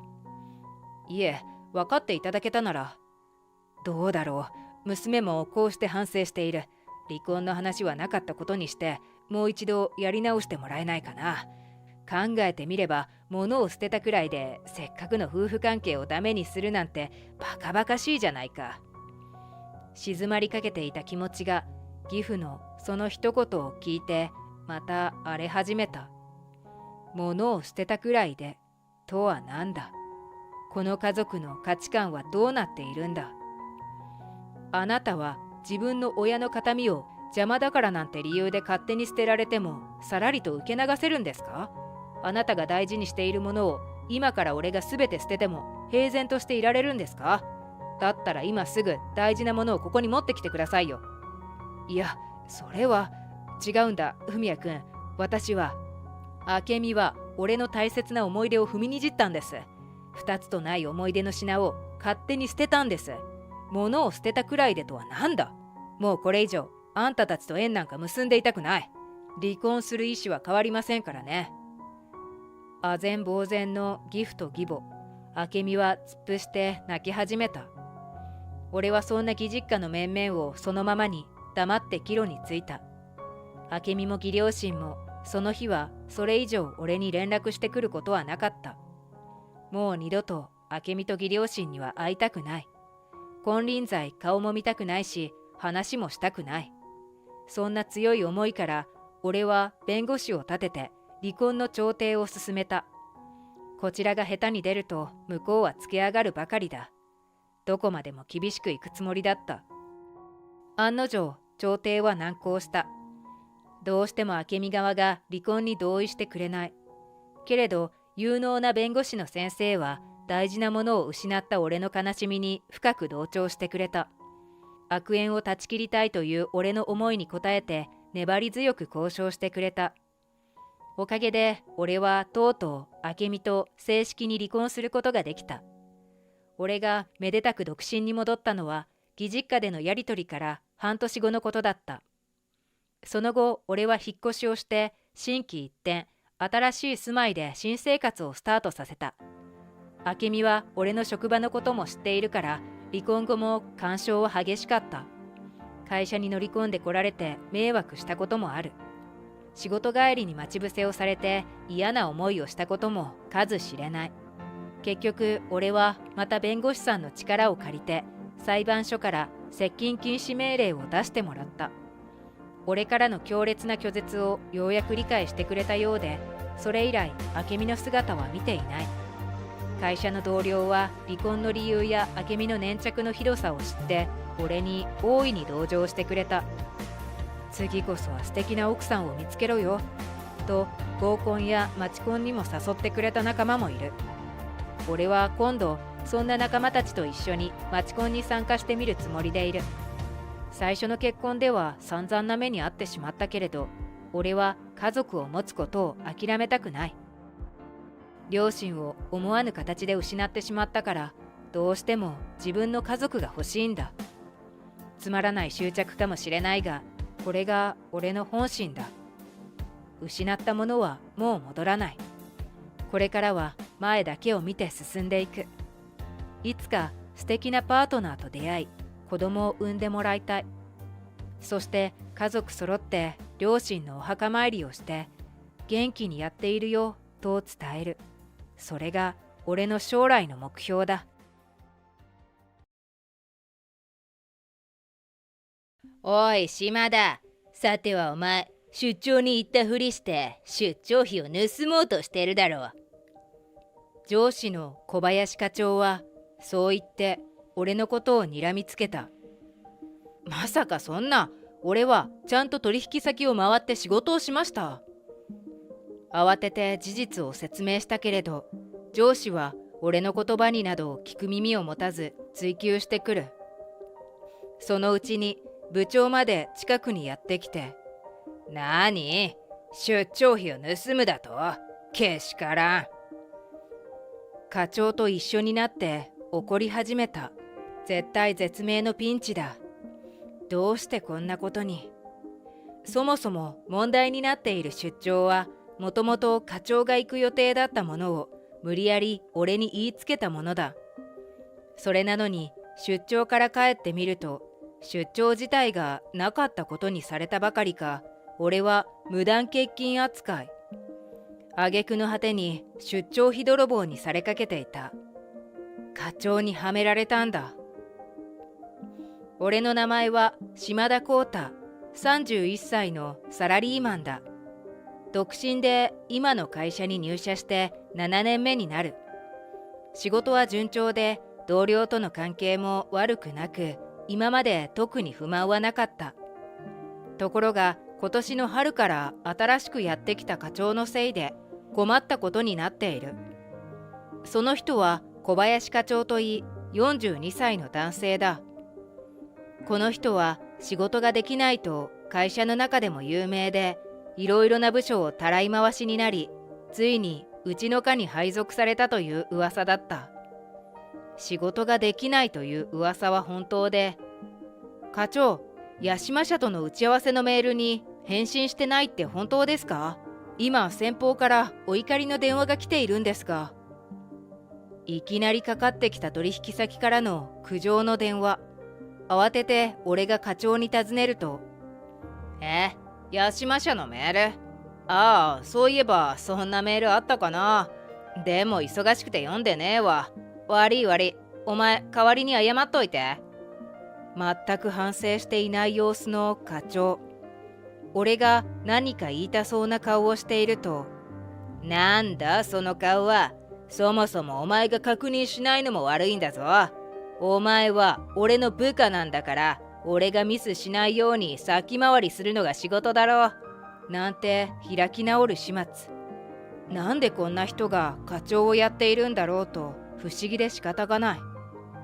他にも俺が新しい取引先に提案するために作った企画書を自分が作ったと言って勝手に部長に渡したり、俺が何回も取引先を訪問してやっと取った契約を猫ばばしたり、もう散々だった。これではどこの部署でも嫌われてたらい回しにもされるはずだ。挙句の果てに一番ひどかったのは会社の飲み会の時のことだ。課長は社内でも有名なカラオケ好きで、月に3回は社員を誘って飲み会を開くのがお決まりだった。何でも何年も応援しているアイドルの女の子がいるらしく、俺が隣でお酌をしていると、自分はファンクラブの会員番号が一桁なんだとか、そのアイドルの子がブレイクしたのは自分がデビューから応援しているおかげなんだとか、どうでもいい話を散々聞かされるのが常だった。そんなある日のこと、俺は課長に言われて飲み会用にある店を予約していた。すると当日、開始時刻直前になって課長から電話が来た。ああ、島田。今日の飲み会なんだけど、パーティールームが使える店に行きたくなっちゃって。俺が自分でそっちの店を手配したわ。お前が予約取ってくれた店はキャンセルな。じゃ、あとよろしく。は？課長、キャンセルって。俺が話をする間もなく、課長は電話を切ってしまい、何度も電話をかけ直したけど、繋がらず、バックレられてしまった。まるで当然のようにドタキャンしたのだ。後から聞いた話によると、アイドル大好きの課長はライブに参加する時の振り付けをみんなの前で披露したかったらしく、俺が予約している店よりも豪華なカラオケ店を勝手に自分で予約して俺の方の店をドタキャンすることにしたのだ。俺は事前に当日にキャンセルするとキャンセル料が発生することをグループ LINE で説明していたのに、そのことを分かっていてやったのだ。これにはさすがの俺も怒りを感じた。結局その後、キャンセル料の支払いをどうしようかと店の前で困っていたのだが、ちょうど俺の予約と同じくらいの人数の学生たちが道端で店を探していて、交渉したところうまいこと代わりに店に入ってくれたので、キャンセル料の問題は解決した。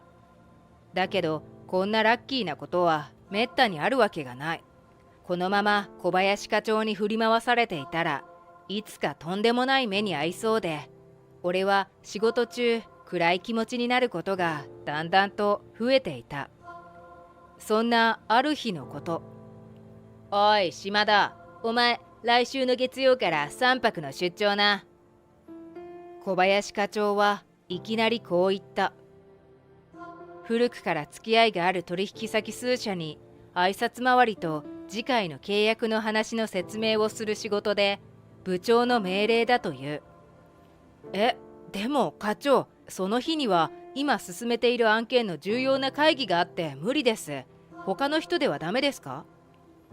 突然の話に俺が驚くと、うるせえな。サラリーマンだったらつべこべ言わずに上司の言うことを聞け。上司が命令する出張より重要な仕事なんかないんだよ。分かったらとっとと準備しろ。そう言って俺のことを叱った。仕方がないので俺はしぶしぶ引き受ける。出張先は東北で、レンタカーを借りて課長に指定された取引先を順繰りに回り挨拶をしたり打ち合わせをしたりした。課長からは何かあったらすぐに自分に相談するようにと言われていたので、出張の報告は課長に直接電話で行い、会社に電話をかけることはなかった。出張先で疑問に思ったのは、今回の出張はどれも簡単な内容で、なぜ俺が緊急で行かないといけないのかわからなかったことだ。2日目の昼、打ち合わせの時刻まで時間が空いた俺は、レンタカーの中で昼食をとりながら暇つぶしにテレビを見ていた。ちょうど人気の歌番組が始まったところで司会者が挨拶している。歌番組はあまり興味がないのだけど、この日はなんとなく見る気になってぼーっと見ていた。そして翌々日、無事に出張を終えた俺は東京に戻り部長に挨拶したのだが、俺の顔を見た部長は、あれ、島田、今日は出社できたのか？お前が3日も休むなんて珍しかったな。病気か？俺の顔を見て、心配している部長を見て驚く。俺は休んでなんかいませんけど、部長の命令で出張に行ってたんですが。俺がそう言うと、なんだと？俺の命令だって？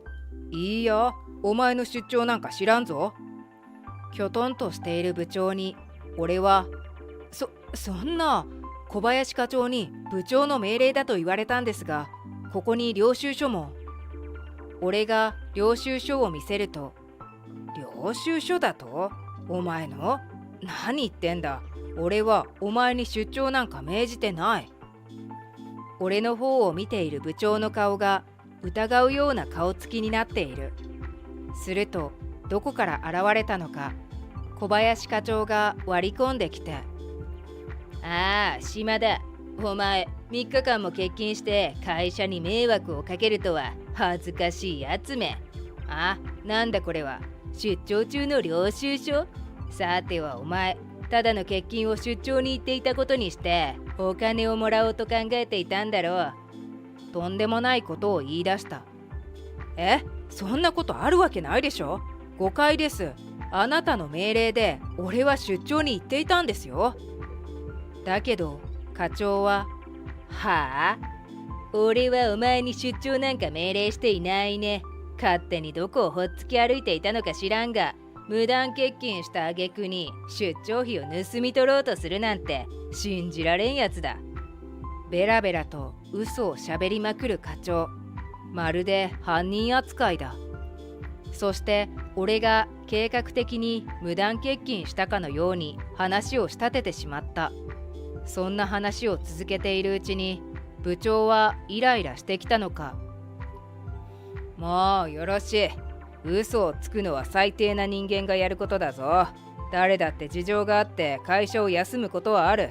それなのに本当のことを言わずに出張に行っていたのだと嘘をつくのか？島田君、君には失望した。そう言われてしまった。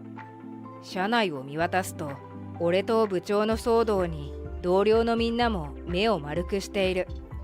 島田君、3日も休んでどうしたのかと思ったら無断欠勤だったらしいよ。みんな迷惑かけないように休みを調整してるのに何考えてんだあいつは。嘘だってバレバレなのに出張に行ってたなんて言って最低。ひそひそと他の社員たちの陰口が聞こえてきた。同僚たちにも完全に誤解されてしまった。どうしてこんなことに。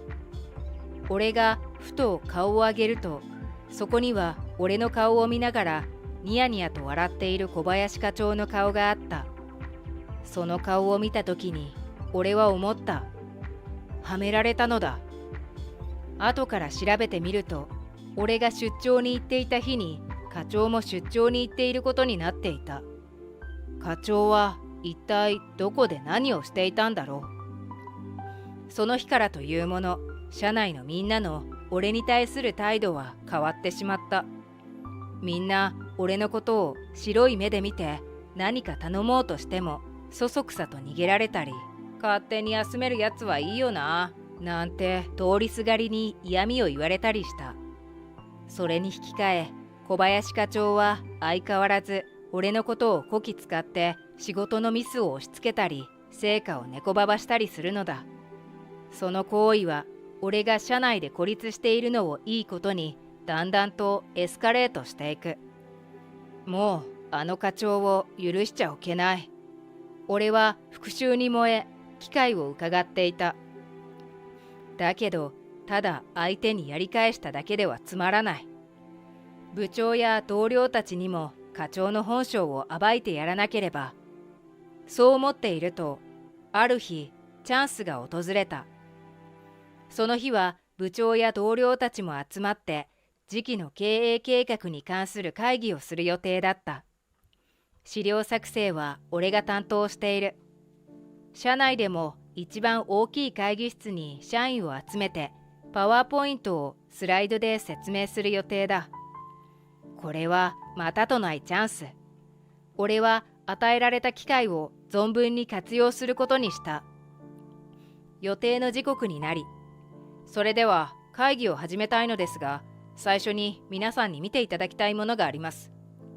会議室にみんなが集まったのを確認すると、俺はそう言った。おい、早くしろよ。つまんない話をするんじゃねえぞ。みんな忙しいんだから。課長がヤジを飛ばしてくるが、俺は無視して自作のパワーポイントを会議室前方の大画面に映し出した。そこには、なんだこれは、俺のブログの写真じゃないか。内容を見た途端に小林課長が大きな声を上げる。ああ、本当だ。小林くん、君の写真だね。これはコンサート会場かな。それにこのピンクのハッピーみたいな衣装はなんだね。大写しにされた写真を見て、部長も同僚たちも興味津々の様子だ。そこには都内の有名なコンサート会場の前でアイドル応援のハッピを着てうちわを持ち、決めポーズを取りながら同年代の中年男性の仲間と一緒に写真を撮っている小林課長の姿が写っていた。このブログの日付を見てください。ちょうど俺が東北に出張に行っていた期間と同じです。小林課長は自分が行くように言われた出張を俺に行かせて、その間に自分はアイドルのライブに行っていたんです。俺がそう言うと、はあ、なんだと？それは本当か、小林くん。君は島田くんが無断欠勤したと言い張っていたじゃないか。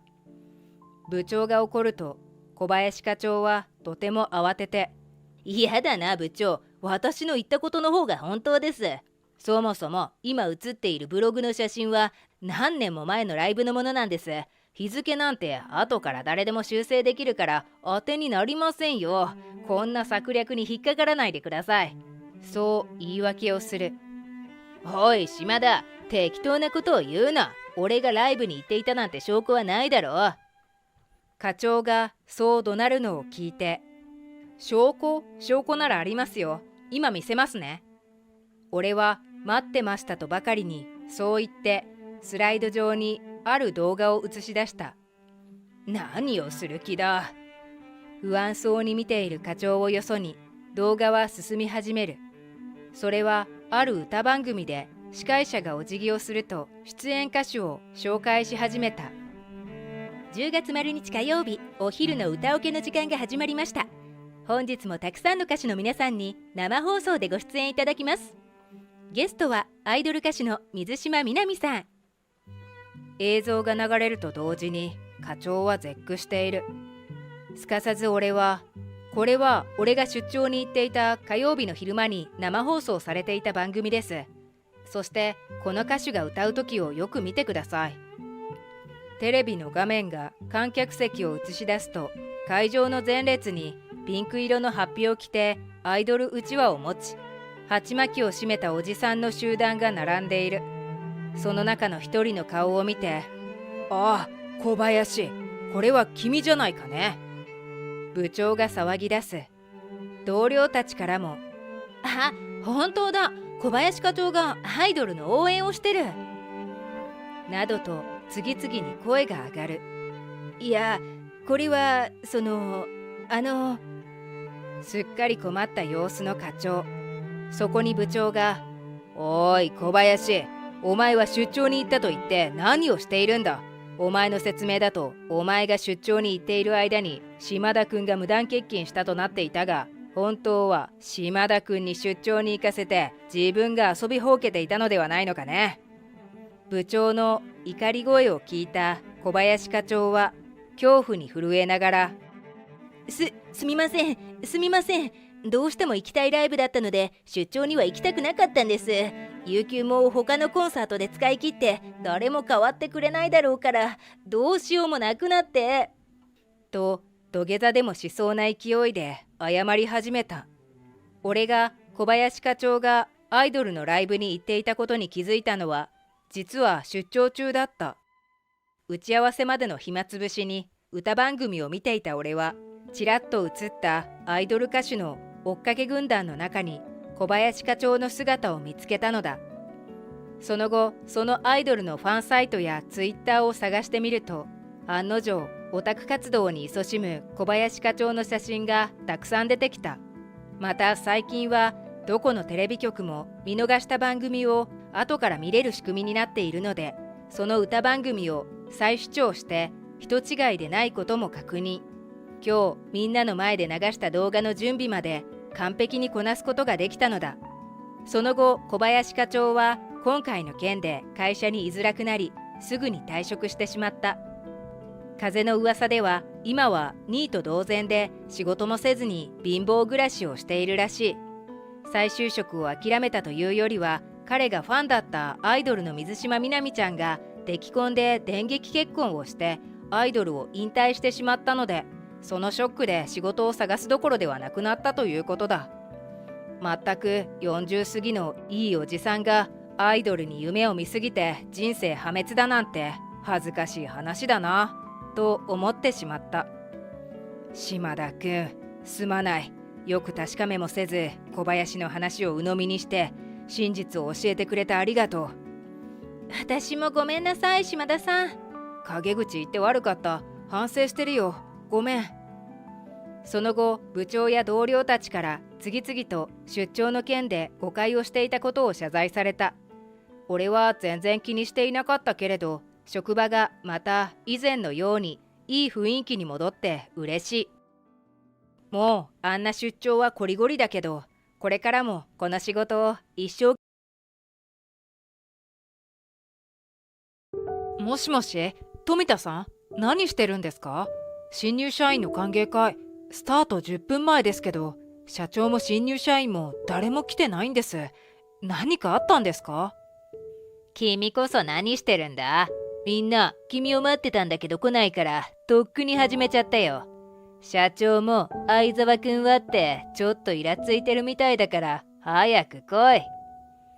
早く来いって富田さんが受付しろって言ったから30分前から会場に来てますよ。グランドステーションホテル4階の大ホール、テーブルセットもできてますよ。ちょっと待て。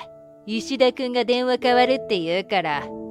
先輩、ホテルの大ホールなんて結婚式じゃないんだから場所変えようって言ったじゃないですか。どうせなら隣町の料亭の2階を借り切ってパーッとやろうってさ。そんなこと一言も聞いてないぞ。実際キャンセルもしてないから会場の準備もできてるんじゃないか。もう料理も飲み物も並んでるんだぞ。そんなの幹事の責任でしょ。さっさと片付けてこないとまたおじさん、いや社長に怒られちゃいますよ。ほんじゃね。おい、ちょっと待てよ。工場長に変われって。おいおい。はあ。俺の名は相沢康介、27歳。大学時代に入ったセミプロバンドでライブハウスに出てたから、卒業してからも就職しないでずるずると活動してたんだけど、長男としてはいずれ実家を継がなきゃならないから見切りをつけて3年前に帰郷した。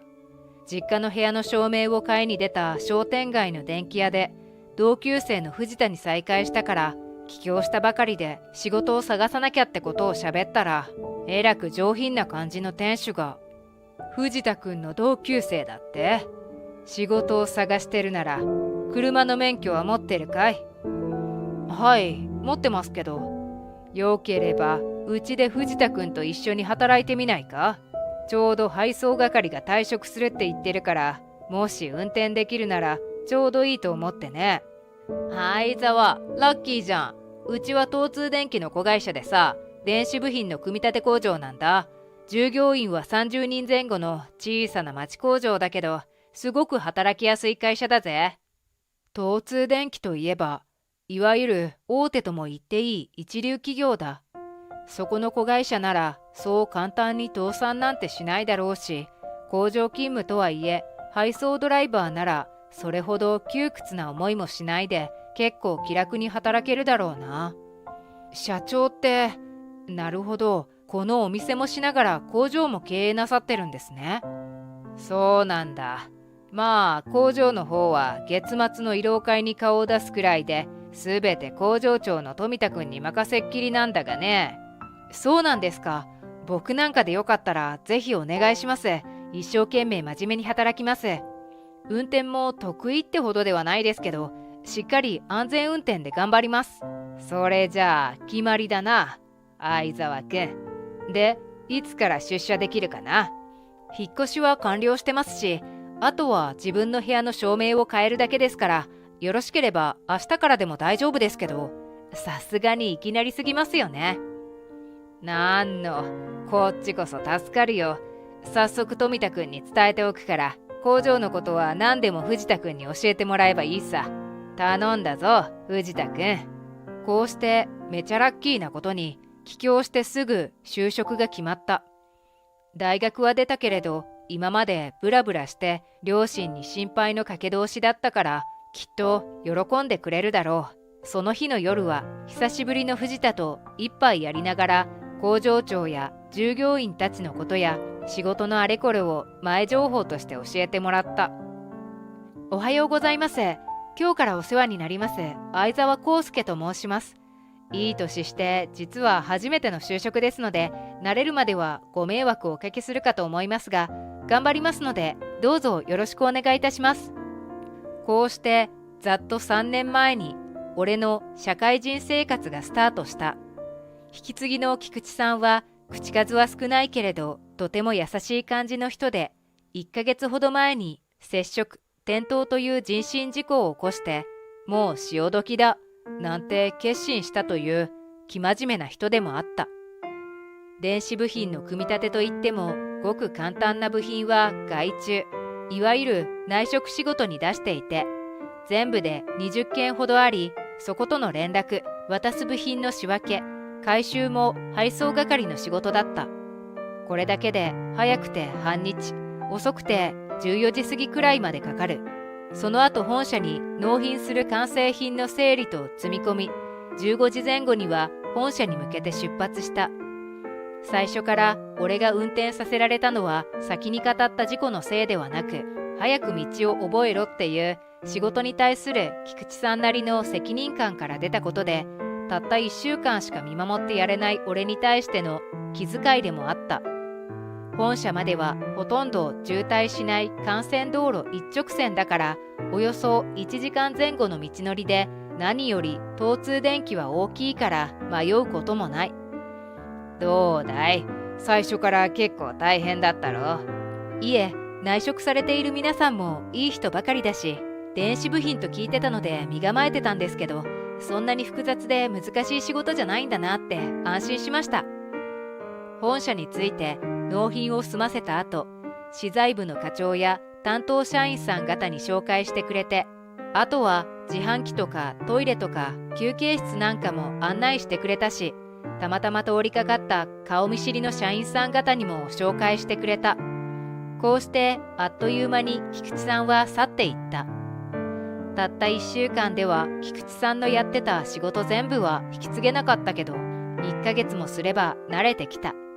ほとんど外出だから、自社の人たちより本社の方々と話す方が多かった。ただし月末には社長が顔を出し、みんな社員食堂に集まってお疲れ会をするのが定例となっていた。すごく豪華なオードブルが10皿並び、1人ずつに寿司折りが配られ、工場長が今月の反省事項を喋った後、お茶で乾杯してスタート。その様子を眺めていれば、おおよその人間関係なんかも察しはついた。藤田、お疲れ会ってすごく豪勢だな。まさか俺のためってことか？別に毎月のことだよ。寿司は大黒の特上だぜ。この後は工場長のおごりで定例の飲み会だよ。女性社員はほとんど主婦だし、いつも参加希望者だけだけどな。大黒寿司というのはこの町の寿司屋で、近隣の市町村にまで知られた老舗の名店だ。この会社って相当儲かってるんだな。社長が電気屋もやってるからかな。相沢さん、今夜の二次会はあんたのおごりでパーッとお願いしますよ。新入社員だって俺たちよが年上だしさ、お近づきの印ってことでな。今夜はな、相沢の歓迎会なんだよ。てか、お前ら、いつまでもガキじゃないんだから、いい加減年上に対する礼儀とか遠慮ってものを覚えろよな。おっとっと、これはすんませんでした。ようやく同級生っていう仲間ができて安心でしょ。よかったね、藤田さん。なるほど、まだまだやんちゃってことか。俺はずっと地方都市のライブハウスに馴染んでいたから、店やバンドに迷惑かけないように喧嘩とかはしなかったけど、結構やばいやつらとも仲良くやっていたし、俺たちのファンだと言ってくれた年上のお客の中にはマジで裏の人もいたりしたので、慣れてるっていうか別に驚きもしなかった。結局その夜は工場長の富田さん、ほとんどの女性社員は帰りがてらにちょっとだけってことで、男性社員は全員参加。つまり高瀬くんと真鍋くん、それに俺と藤田ってことで結構盛り上がった。ここで富田さんは中学1年と小学5年の父子家庭、女性社員の佐川さんは5年前に旦那さんが病死して子なしの未亡人だということを知ったくらいでお開きとなった。先輩とはいえ年下の2人が二次会をせがんでしつこかったけれど、また次のチャンスなと言って別れて、あとは藤田と2人で飲んだ。入社してからの半年ほどはこんな風に過ぎたけど、それからは降って湧いたような地獄の日々が始まったのだった。皆さん、今月もお疲れ様でした。それで来月からのことですが、本社からの通達で、今後は不良品を出さないようにとのことで気をつけてください。これまでは本社の会長とうちの社長との公私を含めた関係でもって、うちから納品した完成品は不良であろうと何であろうと全て規定額で買い取ってくれていたらしい。そんなゆるゆるな取引があるかと言われても、初めて知った俺も同じ気持ちだったんだから仕方がない。ほんとびっくりしたよ。でも本社の会長が社長時代にうちの社長と取り決めたことだったので、本社としては不本意ながらも継続し続けていたのだった。それが先月の会長引退とともに本社の経営陣も一新された結果として、契約も全面改正された上に子会社としても独立採算制とすることになったということらしい。俺個人としては相変わらず配送係だけど、本社の品質管理課で不良が発見された時には全品検査することになった。何事もなく帰社しても18時過ぎだというのにだ。しかもうちの会社は創立以来本当に信じがたいことだけど、品質管理するどころか工場長でさえ品質管理ってどうやるんだというレベルで、従って社員全員が気にしたこともないらしく、全く当然に俺が置かれた状況もお察しいただきたい。それでも最初の2ヶ月近くは本社の品質関係社員さん方も手伝ってくれたし、初対面の頃から何かと可愛がってくれている資材課の門田さんまでが手助けしてくれたりした。大変だろうけど頑張れよ。やめようだなんて思うなよな、相沢。いつもありがとうございます。俺って見た目ほどのやわじゃないですから。俺はそういうお前が気に入っているんだからな。俺も応援してるんだぞ。まだ半年余りですけど、俺門田さんや本社の皆さんが大好きですから、これから何がどうなろうと、ついに会社が倒産するか一層クビになるまでやってみますよ。しかしうちの会社の状況はただの配送係の俺の目にもわかるほどガタガタだった。工場長の富田さんは本社からの電話に泣きっ面で応対しながらも、社員に対しては何一つとして注意せず、その口からは改善のかの字も出てこない。頼りの社長も相変わらずの丸投げ状態で、月末の会でもニコニコしながら、何も心配することないですから、どうぞ安心して今まで通りに頑張って働いてくださいなどと言い続けるばかり。その訳はとっくに察しがついていた。ここの社員はみんな電気屋の顧客なのだ。皆さん、昨日も2品種から不良品が出ました。どっちも少し気をつけて作業したり、完成まで行ったらしっかりチェックポイントを目視検査すればわかるレベルですから、担当ラインの一人一人が意識して目を光らせながら順送りしてください。あんた配送係でしょ？なんで毎朝偉そうなこと言うのよ。朝から気分壊してやる気をそいでいることに気がつかないのかしら。ねえみんな。俺も賛成っす。相沢さん、近頃勘違いしてるんじゃないっすか？配送係のくせにああしろこうしろってうるさいよ。第一、あんたここじゃ後輩じゃないっすか。あんまり出しゃばってるとろくなことないよ。それでも工場長は何一つ注意もせず、相変わらず社長が会社に顔を出すのは月末の数時間だけだし、俺は本社に行くたびに全品検査と苦情と注意事項を聞かされて、それを毎朝自社の朝礼で伝達しなければならず、みんなの嫌味は土星へと変わっていった。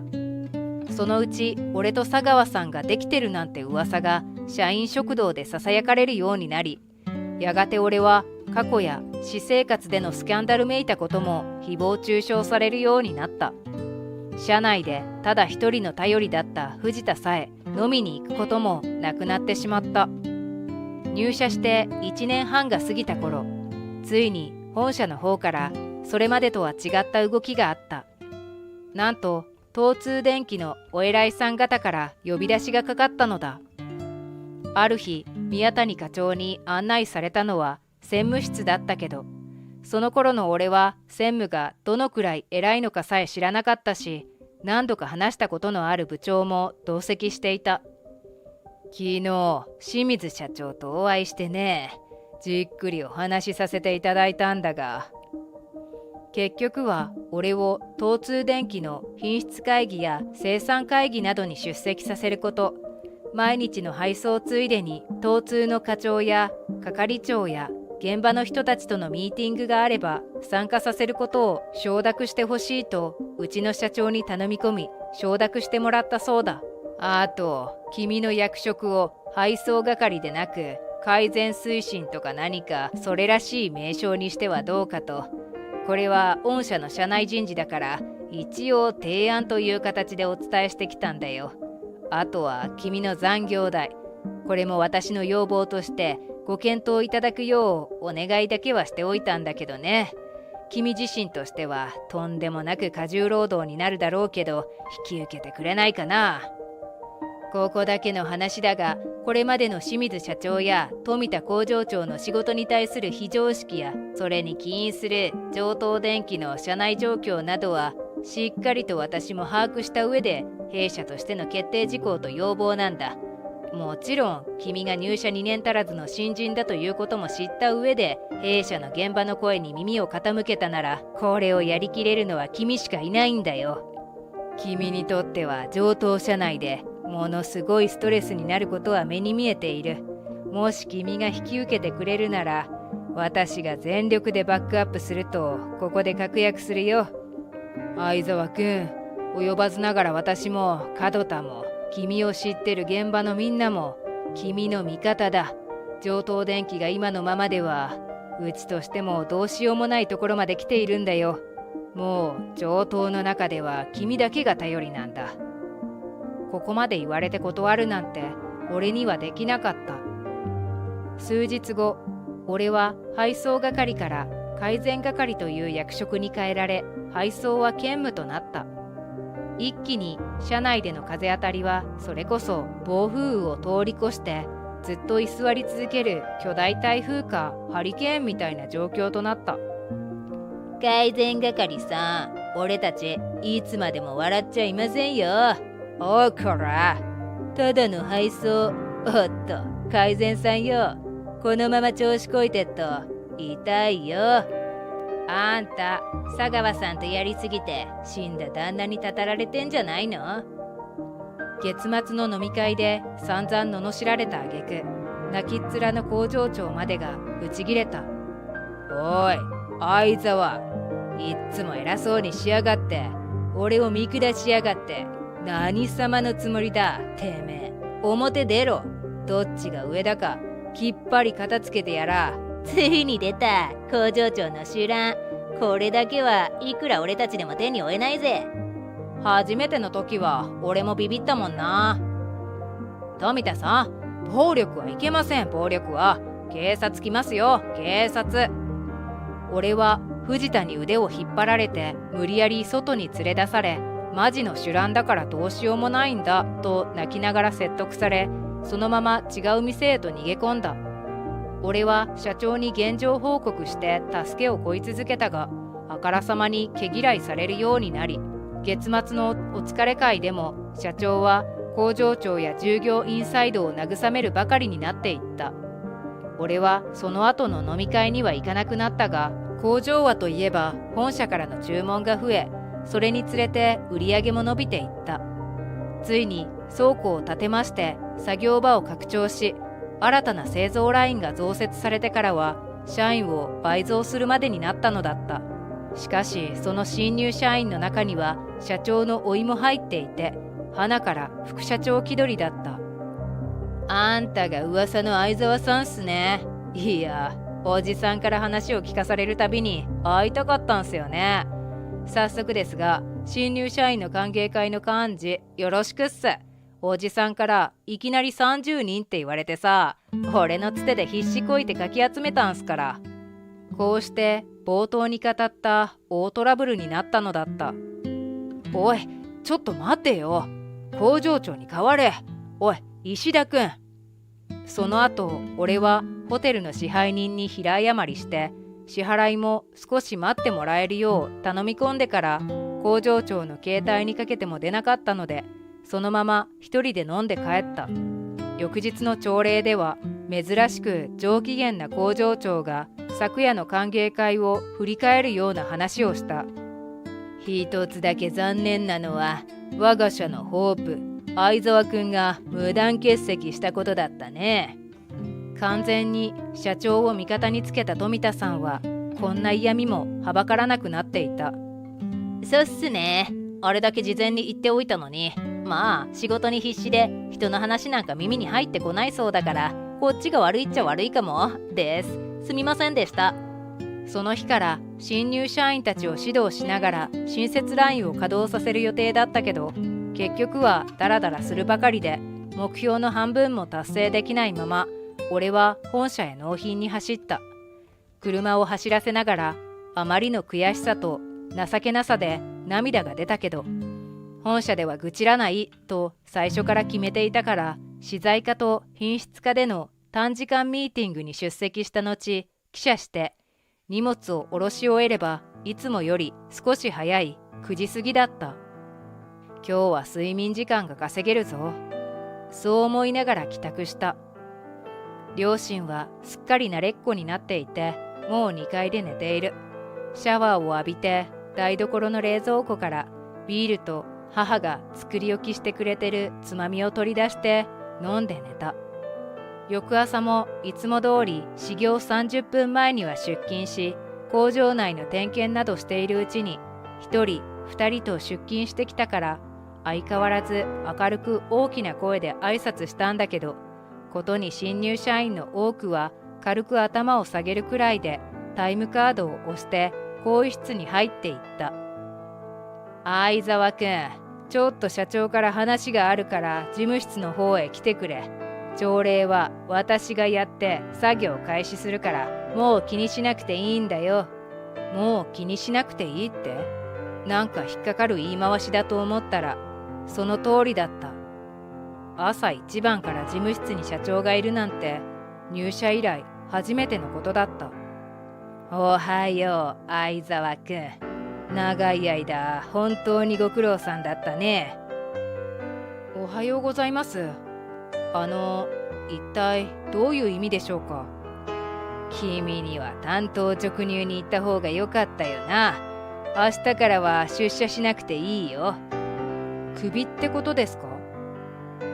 今までは私も辛抱してたんだが、すっかり新体制も整ったし、もう君がいなくても大丈夫だってことで富田くんから報告があったものだから、ようやく決断したんだ。なんなら今からでも退社していいよ。今月分の給料は満額振り込んでおくから安心してくれ。そうですか。わかりました。私物とかは一切置いてないので、それじゃこのまま失礼します。長い間お世話になりました。ありがとうございました。今まで散々な目に遭ってきたせいだろう。はっきりクビだと言われても別に何とも思わなかったし、むしろ解放されたような気分で駐車場へ向かった。自分の車に乗り込もうとした時、ちょうど黒塗りの高級車がゆっくりと滑り込んできた。降りてきた運転手が後ろのドアを開けると、降りてきたのは西澤部長、続いて横井専務だった。こんな朝早くに。俺はしばらく呆然としていた。やあ、おはよう、相沢くん。おはようさん、工場長はいるかな。おはようございます。ええ、中に社長もいますよ。おお、珍しいな。でもちょうどよかった。早速案内してもらおうかな。いえ、私はたった今クビになったものですから、申し訳ありません。そうか。それならなおさらちょうどよかった。さあ、案内してくれ。俺は何が何だかわからないまま、2人を案内する格好で工場に戻った。ああ、これは西澤部長。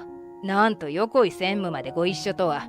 社長こそご出勤とは驚きましたよ。しかも相沢くんをクビにしたとか。長いはできないから私からはっきりと申し上げましょう。新入社員歓迎会の顛末はグランドステーションホテルの支配人から聞きましたよ。あのホテルは弊社の顧客を接待するのにも使って常連ですからね。このほかここ3年余りの御社の状況と、さらに遡って御社が創立以来の経緯も承知しております。その上でここからは弊社としての決定事項ですが、相沢くんに御社工場運営の全権を譲渡して工場長にしない限りは、来月以降の御社との取引をきっぱりと完全に打ち切らせていただきます。以上です。これは弊社の社長および会長を交えた経営会議での決定ですので、あしからず。それでは失礼しますが、今の相沢くんはクビ状態だそうですので、本日は私どもにお付き合いいただきますから、重ねてあしからず。ああ、それとホテルへの支払いは早く済ませた方が良さそうですよ。それじゃあ相沢くん、すまんが付き合ってくれたまえ。社長は思い切って設備投資をした分を稼がなきゃならないから、その夜には俺を飲み屋に連れ出し、それこそ俺に泣きつくようにして東通電機の決定事項を丸飲みした。俺はまず石田、高瀬、真鍋の不良をクビにした。そして新入社員を含む全社員に残るか辞めるかを3日以内に申し出るように言い渡し、富田さんは配送係、同級生の藤田を俺の補佐代行としたが、この2人にも3日以内に進退を決心するよう申し渡した。こうして残った人数に応じて来月から3ヶ月間だけは東通の生産調整してもらうことは、あの日の部長と専務にお願いしてお二人ともに了承いただいたことだった。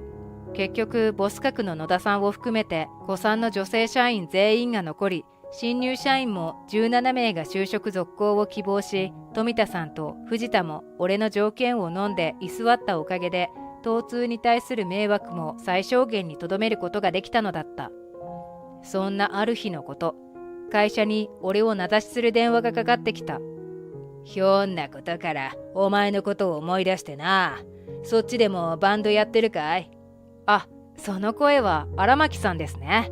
いやー、懐かしいな。ご無沙汰してすみません。こっちでも近頃やり始めましたよ。まだ人前でやれるほどじゃないですけどね。荒牧さんは俺が大学の頃に初めてライブハウスのステージに立った時に来ていた客で、ステージを降りた俺を自分のテーブルに誘って一杯おごってくれた人だ。大学生の頃は格闘技に打ち込む傍ら、バンドサークルに入って学園祭で演奏したりもしていたそうで、俺の歌を聴いてたらふとその頃を思い出したんだとか。大学を卒業してからは迷わず広域指定暴力団に入って腕っぷしでのし上がり、本家の直参となって今ではインテリながらも武闘派の組長だった。嫌になったかと聞かれた時、そりゃあビビったけど、ますます打ち解けた俺だった。いや、俺って職業とか見た目で人を好き嫌いするやつでもないんだよね。自分で言うのも照れちゃうけどさ、目と目を合わせて話しててノリが合えば付き合いたいって思う単純なやつだからこそ、ここまで来れたんだとも思ってるよ。お前んとこにさ、高瀬とか真鍋とかってチンピラがいただろう。なんで知ってるんですか？確かにいましたけど、先だってクビにしましたよ。そいつらがこっちに出てきて、たまたま俺が飲んでた店で酔っ払ってさ、お前の名前を叫びながらやっちまうなんて息巻いてたから、ちょいと話を聞かせてもらってな。そうだったんですか。わざわざありがとうございます。気をつけます。そんなのもう一生気をつけなくてもいいんだよ。それよりずいぶん忙しいらしいけど、たまには顔見せろよ。俺がそっちに出はったら迷惑なんだからな。一生って？俺に打ち明けるくらいだから、まさか最後までってことはないだろうけど、もう二度と生きがるような気が起きない程度に締められたに違いない。俺が荒牧さんを迷惑がるはずないでしょ。そっちほどじゃないですけどね。いい店ありますから、今夜でもいいですよ。声を聞いたら、いや、お会いしたいな。相変わらず気持ちのいい野郎だな。それじゃまた連絡させてもらうぜ。絶対ですよ。待ってますからね。